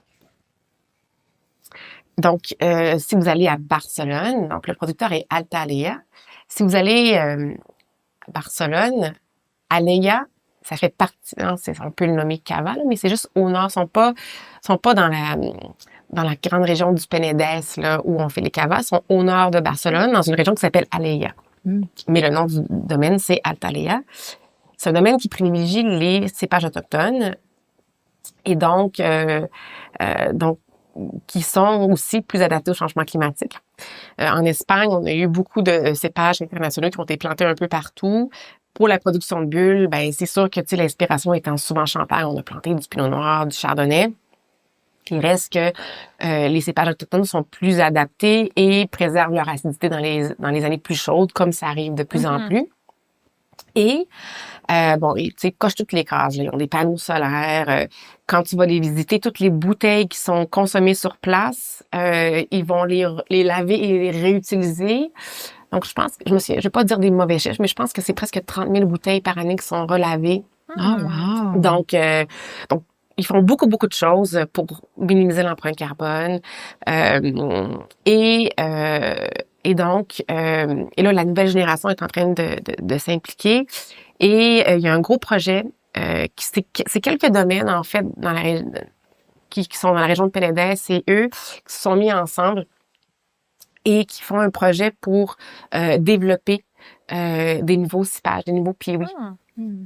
Et j'arrive tout juste d'Espagne, et un des domaines avec qui ils travaillent sur ce projet-là, j'ai eu une présentation, en fait, j'ai présenté tout le projet, et on a dégusté 2 bouteilles de 2 nouveaux cépages, là, parce que c'est un long processus là, quand tu crées de nouveaux cépages. Ouais. Et moi, je suis pour la recherche et tout ça. J'ai aussi mes questions par rapport au piwi. Je suis pas 100% convaincue pour plein de raisons. Okay. Mais je suis pour la recherche, puis il faut essayer des choses, c'est sûr. Puis c'est la première fois que j'ai goûté des piwi, puis j'étais comme, c'est à l'aveugle, c'est impossible de savoir que c'est des piwi. Ça goûtait... Puis c'était pas des assemblages, là, c'était comme 100% de chacun. Oui, puis je connais pas les noms parce qu'ils sont en train, ils viennent juste de mettre les noms, là. Mais il y en a un dont le parent était le Tempranillo, ça goûtait le Tempranillo. Ah ouais. Puis tu sais, ces vins-là étaient fermentés sans bois, là, tu sais, c'était... Donc, t'avais juste la cuve, il y avait pas de... C'était vraiment cool, vraiment très encourageant pour la suite. Fait que, tu sais, on commence dans ces recherches-là. Fait que ça m'a il va y avoir des belles choses qui vont sortir de ça. Donc, eux sont impliqués dans ce projet-là. Il y a 4 domaines viticoles qui font ce projet-là, dont eux. Puis, il est à la SAQ. Donc, ça, c'est leur entrée de gamme. Donc, le Myrgine. Puis, généralement, tu sais, les bulles, les cabanes d'entrée de gamme, le réservoir, il est pas aussi long sur l'âtre, mais lui, il a fait 36 mois sur l'âtre. Ah oui. Donc, vous allez voir vraiment le côté plus brioché et tout ça. Utilise pas beaucoup de SO2, là, tu sais, travaille très minimalement. Et eux, quand ils ont commencé leur projet, ils voulaient vraiment faire des bulles de gastronomie. Tu sais, souvent, les cavas, c'était connu plus pour les vins de volume, entrée de gamme. Ils voulaient vraiment se retrouver sur les étoilés Michelin, dans les étoilés Michelin. Donc ça, c'est leur entrée de gamme. Ils font des cuvées très, très haut de gamme qui sont dans les étoilés Michelin maintenant. Donc, c'est un producteur que j'aime beaucoup, qui coche toutes les cases. Et comme j'arrive tout juste de là, ben, je me suis dit... oui, voilà. Merci du partage. Merci d'être là. Merci de me recevoir. C'est super intéressant. Merci tellement. Bon, il était un petit peu chaud, là, mais... Oui, ben c'est qu'on l'a laissé chambrer pendant un bout. Mais bon. Je peux aller mettre la bouteille au frais, peut-être. Ah, mais il est délicieux quand même. C'est délicieux. Ah, c'est beau, hein? Et tu vois, il y a vraiment une acidité mordante. Oui. C'est délicieux. Et ça, c'est les cépages autochtones de le Charello. C'est ça. Donc, ils ont c'est les 3 classiques, les 3 cépages classiques, là. Charello, qu'on appelle le Panza Blanca dans cette région-là, le Macabeo et le Pareada. Donc, 3 cépages autochtones typiques, mais, tu sais, c'est vraiment une acidité mordante. Donc, ça, c'est vraiment possible grâce à ces cépages autochtones. C'est très, très bon. D'ailleurs, piwi autochtone, c'est pas la même chose. Piwi, en fait, là, j'oublie le nom allemand, là, parce que ça veut dire cépage résistant aux maladies fongiques. Donc, c'est des cépages résistants. Donc, c'est de nouveaux cépages qu'on a créés. Donc, les centres de recherche qui sont dans le sud de la France, donc l'INRA, par exemple, université en Suisse, en Allemagne, Donc, les hybrides, ce qu'on a au Québec, les hybrides, on appelle ça des hybrides monogéniques.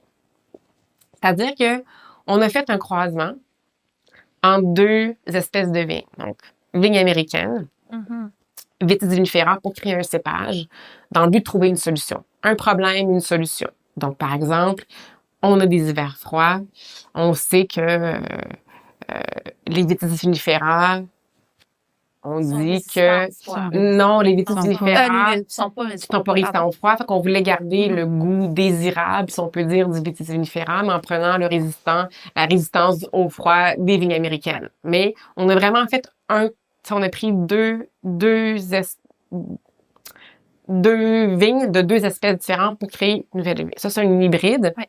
Donc, toutes les hybrides qu'on a au Québec, les anciens hybrides là, qui sont là, Vidal, Céval, c'est toutes ce qu'on appelle des hybrides monogéniques. OK.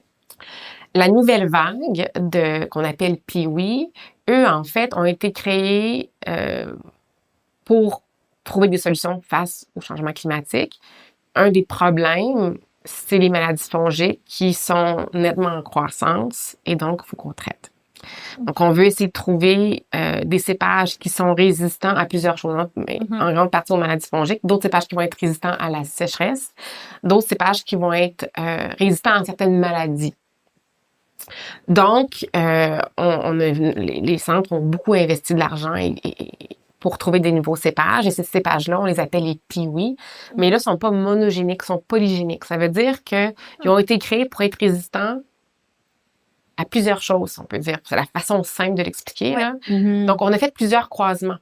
Ah, OK. On a fait plusieurs. Okay. C'est toujours, tu vas toujours prendre la vitis vinifera. OK? Puis, ils ont pris soit une vigne américaine ou japonaise. Asiatique, pardon. Vigne asiatique ou américaine. Ils ont fait des croisements, mais après, ils ont fait plusieurs croisements. Et puis, dans les croisements, il y a un plus fort pourcentage de vitis vinifera pour avoir plus le goût relié au Vitis vinifera. Ah oui, OK. Et donc, ça, c'est des... Je pensais que c'était la même chose, moi. Donc, c'est des hybrides polygéniques, donc qui sont créés pour être résistantes à plusieurs choses. C'est vraiment la façon simple de l'expliquer. Donc, moi, ce que je me pose comme question, je ne questionne pas du tout la nécessité de développer de nouveaux cépages. Il faut le faire. J'ai juste un petit doute quand je pense pas qu'on peut miser juste là-dessus pour la suite. Je pense que c'est naïf de penser. Tu sais, je donne un exemple, le COVID, il a muté souvent. Hein, il y a eu le virus, on avait des noms, là, je me souviens plus des noms, là, mais tu sais, les maladies mutent. Et la vigne par la résistance aussi, éventuellement. Donc, tu sais, je pense que si tu dis les Piwi, c'est la solution pour le futur, pour les maladies fongiques. Mais moi, ma question, c'est la vigne, elle va-tu perdre de la résistance à long terme? Et les maladies avec lesquelles on a eu quelque chose en tête quand on a créé, ben ces maladies-là vont muter. Donc, après, tu sais, si on peut sauver 30 ans de produits chimiques, ça sera déjà ça bien. Tant mieux, tu sais. Après, ça dépend. Est-ce que tu bâtis ton vignoble pour le replanter aux 30 ans ou tu veux garder des vieilles vignes? Fait que, tu sais, il y a tout ça qu'il faut... Moi, je pense que, tu sais, les changements climatiques, ça va être... Je pense qu'il faut pas juste appuyer sur une solution. Faut peut-être plein de paniers. Et c'est pour ça que c'est important, la conférence que tu organises. Fait que, tu sais, c'est... Parce que vous traitez de tous ces enjeux-là. Oui. Et de pistes de solutions. Oui. Puis les Piwi fait partie de ça. Pour moi, il faut les explorer, il faut les essayer. Les choses évoluent, mais je pense que faut aussi se rappeler qu'on a 6000 cépages.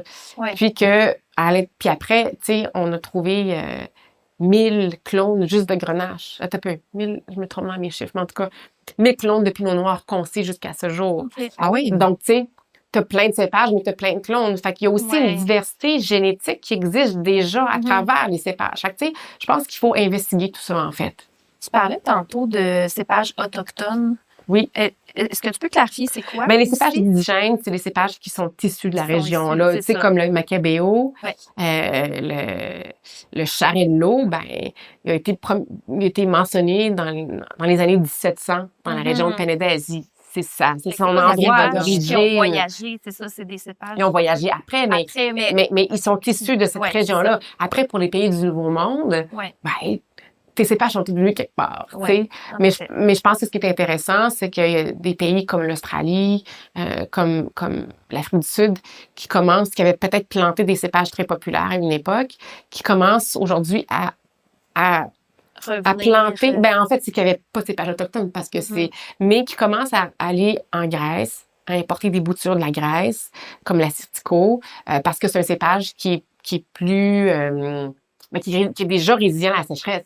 Okay. Donc, si tu es dans une condition exact, on commence à sortir de OK, ces cépages-là qui étaient très populaires, le Shiraz, le Pinot Noir, le Chardonnay, peut-être qu'on peut planter des cépages espagnols, portugais, grecs qui ont déjà démontré une résistance à la sécheresse. Okay. Donc, tu sais, il y a beaucoup de solutions, je pense qu'on peut mettre en place. C'est vraiment intéressant. Ouais, c'est super intéressant. Ah, de la Certico en Australie, ça va être Il y en a à McLeanville. On en a planté aussi à Swartland, entre autres.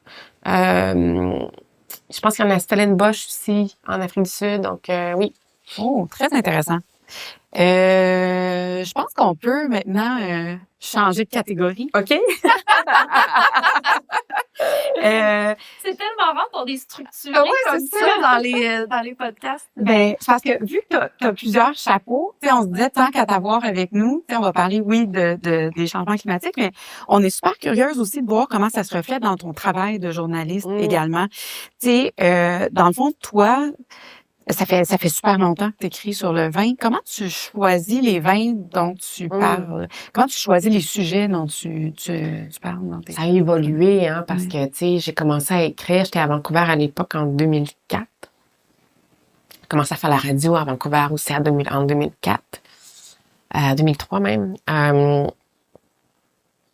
J'étais plus jeune dans ma carrière. J'étais pas... les changements climatiques étaient pas sur mon radar en 2003. Je pense que j'ai toujours été naturellement attirée par les gens qui avaient une histoire à raconter, donc ça se reflétait dans les recommandations, c'est sûr. Je pense que par contre, ce qui a évolué, c'est sûr que depuis 10-15 ans, je recommande des produits, je pense, qui ont une conscience environnementale. Après, j'attends pas d'avoir une note parfaite. Je pense que c'est important j'aime pas le dogmatisme, j'aime pas, je déteste ça parce que les choses sont jamais noires ou blancs. Puis je pense qu'il faut encourager positivement les gens qui ont déjà eu le courage de faire un changement. C'est pas simple. Tu sais, c'est niaiseux, hein, mais des fois, peut-être que tu vas arrêter, toi, d'utiliser des produits chimiques en dessous de ta vigne, mais, tu sais, pour faire ton désherbage, peut-être pas l'argent pour acheter la machine pour le faire. Puis peut-être pas les ressources humaines pour tout le faire à la main, tu sais. Fait que, tu sais, garder l'esprit critique, puis d'encourager les gens qui ont le courage de prendre des étapes pour se rendre là. Mais c'est sûr que quand je recommande des vins, c'est des gens qui sont engagés dans un changement.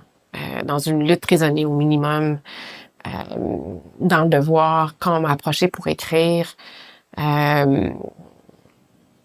C'est important pour moi de faire ça. Puis cette année, j'étais très contente. À partir de janvier 2026, on a fait à la fin de chaque vin, quand il y a une certification, je mentionne le nom de la certification. Quand ils ne sont pas certifiés, mais je le sais, qu'ils se disent bio, tout ça, je vais le mentionner, mais j'ai aussi nommé les certifications. Fait, puis quand je suis à Curieux Bégin, je le mentionne, je parle le travail des vignerons. Fait que oui, je veux recommander des vins de gens qui sont engagés dans ce changement. C'est important. Mais ça paraît quand t'en parles aussi que il y a l'amour envers ces gens-là. Puis, tu sais, on dit souvent, tu vas pas parler du vin en disant, il y a des notes d'amande et de citron et de... Non, tu parles vraiment des gens derrière, puis ça donne le goût à chaque fois, puis ça donne envie d'aller acheter ce vin-là. Vraiment. Puis tu as envie d'en apprendre un peu plus aussi sur le vigneron. Tu sais, des fois, tu vas suggérer des vins, puis je vais me dire, OK, mais je connaissais pas, je vais aller voir, puis je vais aller voir tu sais, s'il y a des infos sur le vignoble, voir un peu qu'est-ce qui se passe, c'est qui ces gens-là et tout. Puis je trouve ça vraiment beau comment tu amènes ça, en fait. Ouais, ça me touche beaucoup. Mais vraiment, bravo. Ouais, puis c'est vrai, tu sais, ça, si ça crée cette même réaction-là chez les lecteurs que ça leur donne le goût d'aller en apprendre un petit peu plus aussi sur les différents humains puis les vignerons, pas juste le produit, tu sais, tant mieux, là. Est-ce que toi, quand t'écris, c'est quoi que t'as le goût que les gens se souviennent quand c'est une bonne question. Je pense que ça dépend, tu sais, ça dépend de la thématique. Tu sais, j'ai écrit un article dernièrement sur le Riesling. Bon, là, c'était plus de changer la perception du Riesling. Tu sais, je pense que quand on travaille dans le vin comme vous, ben, on est bien convaincu du Riesling, mais force est de constater que les gens associent encore le cépage au sucre. Fait que, même les vins allemands. Oui, voilà, Thaïlande. Mais je veux pas quelque chose de sucré. Non. C'est ça. Ça arrivera pas. Exact. Fait que, une chronique comme ça, mon objectif, c'est un peu changer un mythe. Tu sais, des fois, c'est de sensibiliser. Mais c'est sûr que, tu sais, en partageant la façon de faire du vigneron, c'est sûr que je veux toujours sensibiliser. Puis je suis vraiment privilégiée parce qu'en fait, le Devoir, quand ils m'ont contacté, ils m'ont dit, la VP, elle avait lu mon livre sur les changements climatiques. Elle a dit, j'ai lu ton livre, Quel vin pour demain. Puis là, comme fait, t'as lu ça? Parce que c'est quand même assez ardu, là, tu sais, pour quelqu'un qui est pas dans le vin, là, c'est très technique. Elle dit, non, je l'ai lu. J'ai dit, OK. Elle dit, c'est pour ça qu'on veut, tu sais, nos lecteurs sont très intéressés par l'environnement. C'est un sujet qui est important. Puis on vient te chercher pour ça. On veut que tu communiques là-dessus. Fait que ça, c'est un cadeau parce que pendant l'année, mes thématiques sont pas à chaque fois sur l'environnement, mais j'ai quand même écrit des trucs. Il y en a beaucoup pertinentes sur des sujets. Fait que, tu sais, c'est ça, je me dis, OK, merci de me donner oui, parce que des fois, j'aborde des choses, puis là, j'envoie à mon éditrice, t'es sûre? Elle dit, non, c'est super clair. Je dis, OK. Fait que, tu sais, je peux en insérer ici et là, puis le reste du temps, ben, je choisis des... Fait que, je pense que l'objectif est différent, mais c'est sûr qu'au final, c'est que les gens, je veux donner le goût de boire. C'est sûr, parce que, tu sais, je pense que... Puis de donner aussi des vins d'un spectre différent, tu sais, je pense que quand tu recommandes du vin, tu recommandes pas du vin pour toi. Fait que, tu sais, je sais pas, n'importe quoi. Est-ce qu'un vin hyper riche, boisé, c'est ce que je préfère dans la vie? Non. Mais il y en a qui aiment ça. Puis ma job, c'est de l'évaluer d'une façon objective. De dire, OK, mais si toi, t'aimes un vin qui est musclé, qui est riche, un peu boisé, ça, tu vas aimer ça parce que dans cette catégorie-là, ce vin est bien fait. Je suis pas là pour recommander que des vins que moi je bois le week-end, tu sais. Je pense que quand t'es chroniqueuse, c'est vraiment important d'offrir un spectre pour que le lectorat se retrouve là-dedans. Absolument. Puis je pense que c'est la même chose aussi quand on a un caviste ou qu'on a un resto, tu sais. Nous, on commande des trucs, on n'aime pas particulièrement les vins comme très corsés puis avec ben du tanin, mais on sait qu'il y a des gens qui aiment ça. Oui. Fait que quand tu choisis, tu veux t'assurer au moins qu'il y ait un engagement ou en tout cas des actions qui sont en lien avec l'environnement. Nous aussi, c'est un peu aussi ce côté-là. Puis, mais tu es capable de juger quand même un vin à sa valeur, même si c'est pas dans ton... Absolument. Oui. Ton style préféré. Oui. Puis, tu sais, je pense que c'est là qu'on reconnaît le travail en restauration d'un bon sommelier. Il y en a plein qui recommandent pas ce que le consommateur veut. Ce que les consommateurs veulent, ils recommandent ce qu'eux aiment. Écoute, ta job, c'est d'écouter ton client puis de donner ce qu'il veut. C'est ça au final. Mais t'as vraiment un impact beaucoup aussi. Je sais pas si tu t'en rends compte, là, mais moi, mon beau-père écoute Curieux Bégin là, religieusement. Puis c'est fou parce que tu vas proposer des bouteilles, puis le samedi d'ensuite, moi, je vais aller souper chez eux. Il va être allé à la SAQ acheter des caisses des vins que t'as recommandés. Il est tout content de dire, oui, mais Michel, elle a recommandé ça. Puis tu sais, mon beau-père, il choisit toujours des super vins. Il adore le vin. On boit beaucoup de vin ensemble, tout ça. Puis à chaque fois, je me dis, ben là, c'est gage de qualité, c'est sûr que ça va être bon et qu'on va aimer ça. Mais, tu sais, puis ça, c'est une personne que je connais, mais j'imagine que c'est le cas pour plein de gens. Fait que c'est le fun que, tu as vraiment un impact sur ce que les gens vont boire. Puis, tu sais, ils me racontent la petite histoire que tu as racontée, puis je trouve ça extraordinaire. J'adore ça. Je me dis, wow, OK. Mais on faudrait à la SAQ avoir des pastilles recommandées par Michel Bouffard. Ah oui? Je pense qu'il se faisait avec Philippe Laberry. J'ai déjà vu ça. Il y a un moment, il me semble que quand je déménageais ici, je voyais genre...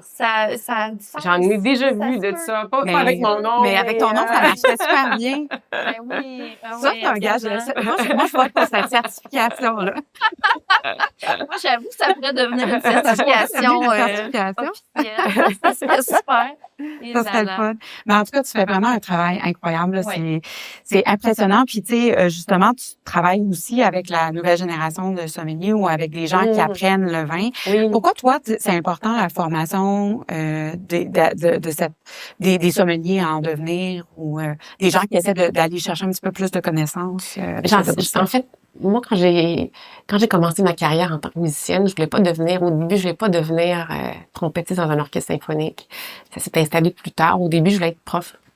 Oui. J'adorais enseigner, puis j'ai enseigné la musique. J'aime beaucoup transmettre. J'adore voir les étincelles dans les yeux quand quelqu'un comprend quelque chose, transmettre une passion, puis de voir OK, je viens de comprendre, puis que tu vois la personne s'animer. J'adore ça. Puis je trouve que ça nous garde aussi à jour. J'aime connaître une nouvelle génération. Puis dans mes cours, j'ai des adultes, j'ai des plus jeunes. Ça se mélange tout ça. Mais je trouve que c'est important de rester connecté avec les jeunes, de voir qu'est-ce qui les intéresse, d'essayer de les inspirer, même s'ils font pas nécessairement ça dans la suite, dans leur vie, tu sais, je pense que, d'essayer de transmettre cette passion-là, c'est quelque chose que j'aime beaucoup, ouais. Puis, est-ce que, moi, j'ai fait le W7-2. Ouais. Avant la pandémie. Je me souviens pas qu'il parlait tant de bio ou de culture raisonnée ou... C'est un petit volet. Ouais. C'est un petit volet. En fait, c'est intéressant que tu dises ça parce que je travaille avec le W7 en Angleterre. J'ai fait une série pour eux, en fait, en ligne. Donc, des webinaires avec des vignerons de partout dans le monde pour les étudiants. Donc, j'ai discuté souvent avec eux d'intégrer l'environnement dans leurs cours. C'est compliqué parce que le W7 enseigne partout dans le monde. Donc, il y a des livres standardisés dans tous les pays parce que tout le monde écrit les mêmes examens et tout ça. Fait que, tu sais, quand tu changes un curriculum, ça prend un peu de temps à s'instaurer. Dans la dernière année, j'ai eu beaucoup d'appels avec eux justement pour ça, pour leur dire, tu sais, moi, je serais intéressée à participer. Je voulais même développer un cours sur ça. Pour l'instant, c'est sur la glace. Par contre, on a fait une série l'an passé. Je pense que j'ai fait 5-6 webinaires en ligne qui étaient disponibles à tous les étudiants gratuitement. Et là, on doit avoir une réunion là, dans les prochaines semaines pour faire une autre série dans la prochaine année. Fait que je sais que c'est quelque chose qui, tu sais, sont conscients que c'est important de sensibiliser les étudiants à ça. Donc, ils mettent en place des choses. Après, j'espère qu'avec le temps, ça va s'intégrer davantage. Quand tu arrives au niveau 4, qui est le diplôme, j'ai tout le temps les étudiants qui m'appellent, qui ont lu mon livre, ceux qui parlent français, parce que les changements climatiques, ça figure souvent dans un des travaux que tu dois faire.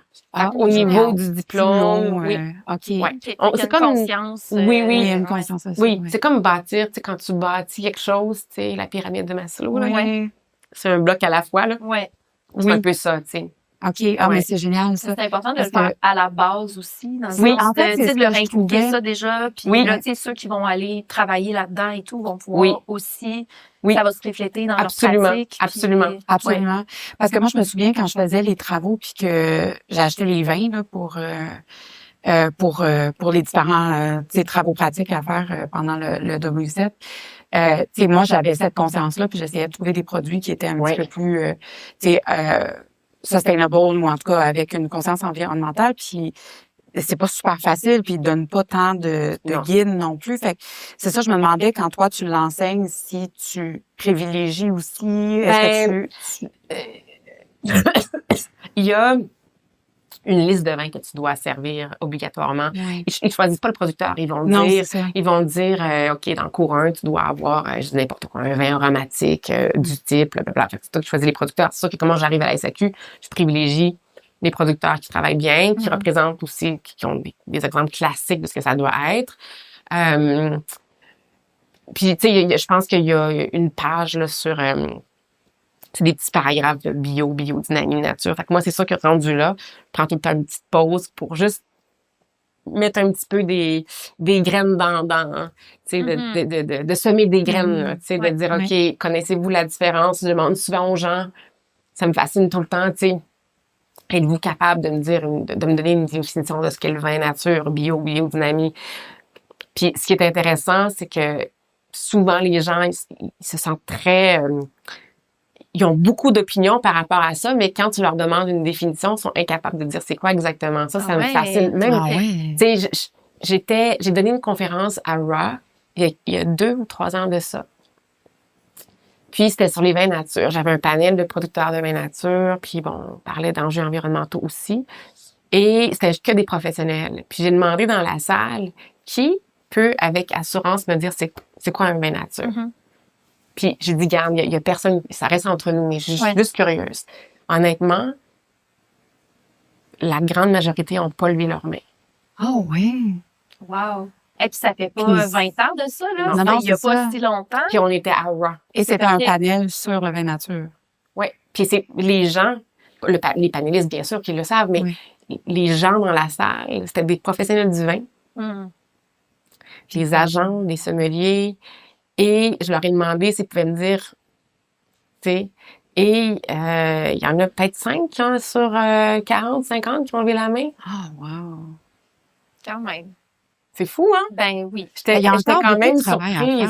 Fait que, tu sais, je pense que c'est ça. Il y a beaucoup de concepts, je pense, où les gens s'accrochent sans toujours comprendre c'est quoi. Fait que, tu sais, beaucoup de préjugés aussi, là. Ben beaucoup de préjugés, beaucoup de... Donc, je pense que, tu sais, quand t'enseignes, c'est ça qui est la beauté, c'est que tu peux aligner, tu peux puis c'est aussi d'encourager les étudiants à être informés puis d'avoir un esprit critique après, tu sais. Oui. De dire, OK, tu sais, voici toutes les informations. Puis moi, à partir de ça, c'est comment je me positionne par rapport à ça. Moi, ça me donne envie de prendre un cours avec toi. Moi aussi, tellement. Je suis en train de penser à ça. Je disais, Marie, je pense qu'on devrait aller prendre un petit cours. Oui, on peut faire un niveau 3 avec moi. Ben, il faudrait avoir le temps. Il a l'air intense, le niveau 3 aussi. Ben, pas autant qu'un master of wine, mais quand même, non merci. Mais ça pourrait être le fun. Ben, ça serait vraiment ça serait vraiment fun. On pourrait regarder ça. Ouais. Toi, c'est sur nos objectifs de l'année d'aller chercher un petit peu plus de formation. Puis ben oui. Parce qu'on a on a commencé notre cours à l'ITHQ, puis on a juste fait le 1, puis là est arrivé Saucette dans nos vies, parce que nous, on avait prévu faire le 2, tu sais, on voulait tout faire. Puis finalement, on s'est dit, on n'aura jamais le temps. Fait qu'on a décidé, c'est demandant. On a décidé de se concentrer sur bien faire les choses avec l'ouverture de Saucette et tout. Mais là, je pense qu'éventuellement, parce qu'on adore apprendre aussi, c'est le fun, puis c'est tellement vaste comme monde que tu peux apprendre toujours. Fait que c'est la beauté de ça. Tout ce qui est le fun. Oui, absolument. Moi, j'ai une dernière question un peu. Je me demande, tu sais, maintenant, en 2026, est-ce qu'on peut travailler dans le milieu de la restauration puis de la sommellerie sans parler des changements climatiques, sans avoir une conscience environnementale? Je pense pas. Je pense que c'est notre devoir. Tu sais, t'as pas besoin de... Ta job quand t'es au restaurant, devant ton consommateur, c'est pas de faire la morale. Tu sais, mais je pense qu'une façon d'intégrer dans ce sens où, tu sais, je sais pas, il arrive un cépage que t'as jamais entendu, tu sais, je sais pas, ben, tu sais, hey, ça c'est un nouveau cépage, c'est un cépage ancien, tu sais, le Forcada dans le Penedès qui a été retrouvé, tu sais, ça fait partie de l'histoire, tu sais, je pense pas que de dire Ben moi, j'ai choisi ça parce que là, tu sais, on peut pas faire la morale, mais je pense que dans une histoire qui se raconte quand tu sais, ou un producteur qui travaille puis qui coche toutes les cases, je pense que ça se dit bien, puis je pense qu'il y a une façon aussi de le mettre sur le menu. Puis tu sais, je pense qu'il y a plein d'établissements à Montréal qui le font très bien, tu sais. Je pense que quand ils font des achats, vous le faites, tu sais, c'est déjà dans votre ADN, c'est-à-dire que tu fais des choix avec une conscience, puis la table serait faite aussi. Puis je pense que on est privilégié au Québec, on a plein de bons restaurants, plein de bars à vin qui sont déjà dans cette démarche-là. On a plein de beaux modèles. Mais oui, je pense que c'est inévitable. Je pense que c'est... Puis, ce qui est excitant avec le Québec, c'est que ça amène aussi les chefs à travailler avec des produits locaux qu'on n'avait pas toujours travaillé. Dans le passé, on n'avait pas toujours travaillé avec ces produits-là. Donc, c'est très parallèle, le vin. C'est très parallèle. Oui, exact. Absolument.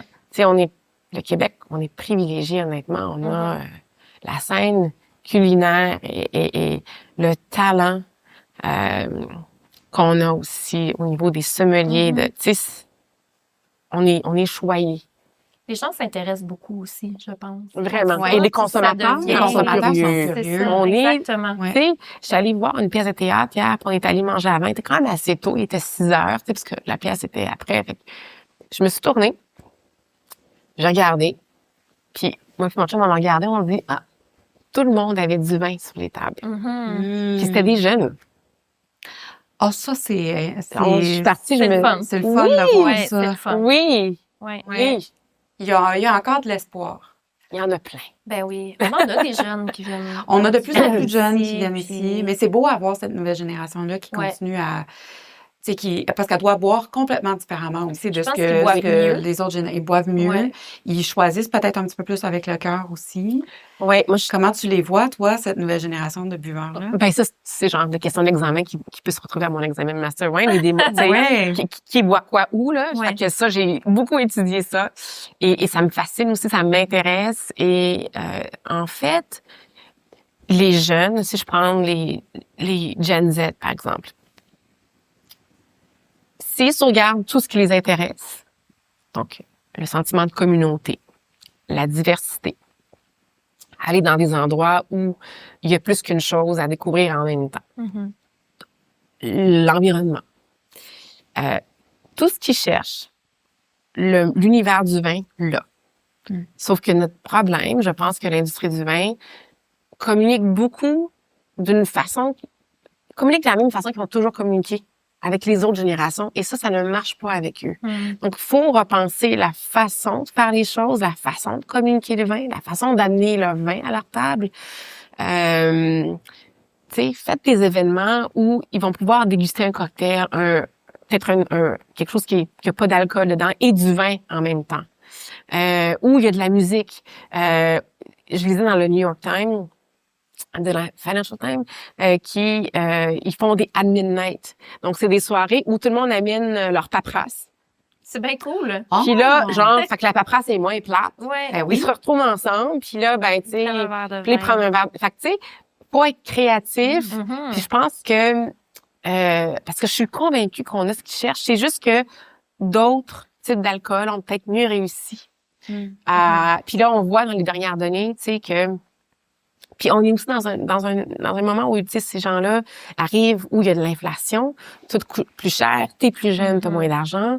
Fait que, tu sais, aller dans un bar à vin, ce qui les intéresse, peut-être qu'ils ont peut-être un moins... Fait que, tu sais, je pense qu'il y a des façons de faire des choses pour aller les attirer. Moi, j'ai beaucoup d'espoir. Moi aussi. Vraiment. En tout cas, nous, c'est beau de les voir, les jeunes. Quand ils rentrent ici, on se dit, yes, ils ont choisi de venir prendre du vin. C'est le fun. C'est le fun. Fait que, c'est pas fini. Ils sont super intéressés. On a vu, moi, j'ai trouvé ça si beau. Je sais pas si tu as vu mercredi quand on a eu Mathieu de Nival.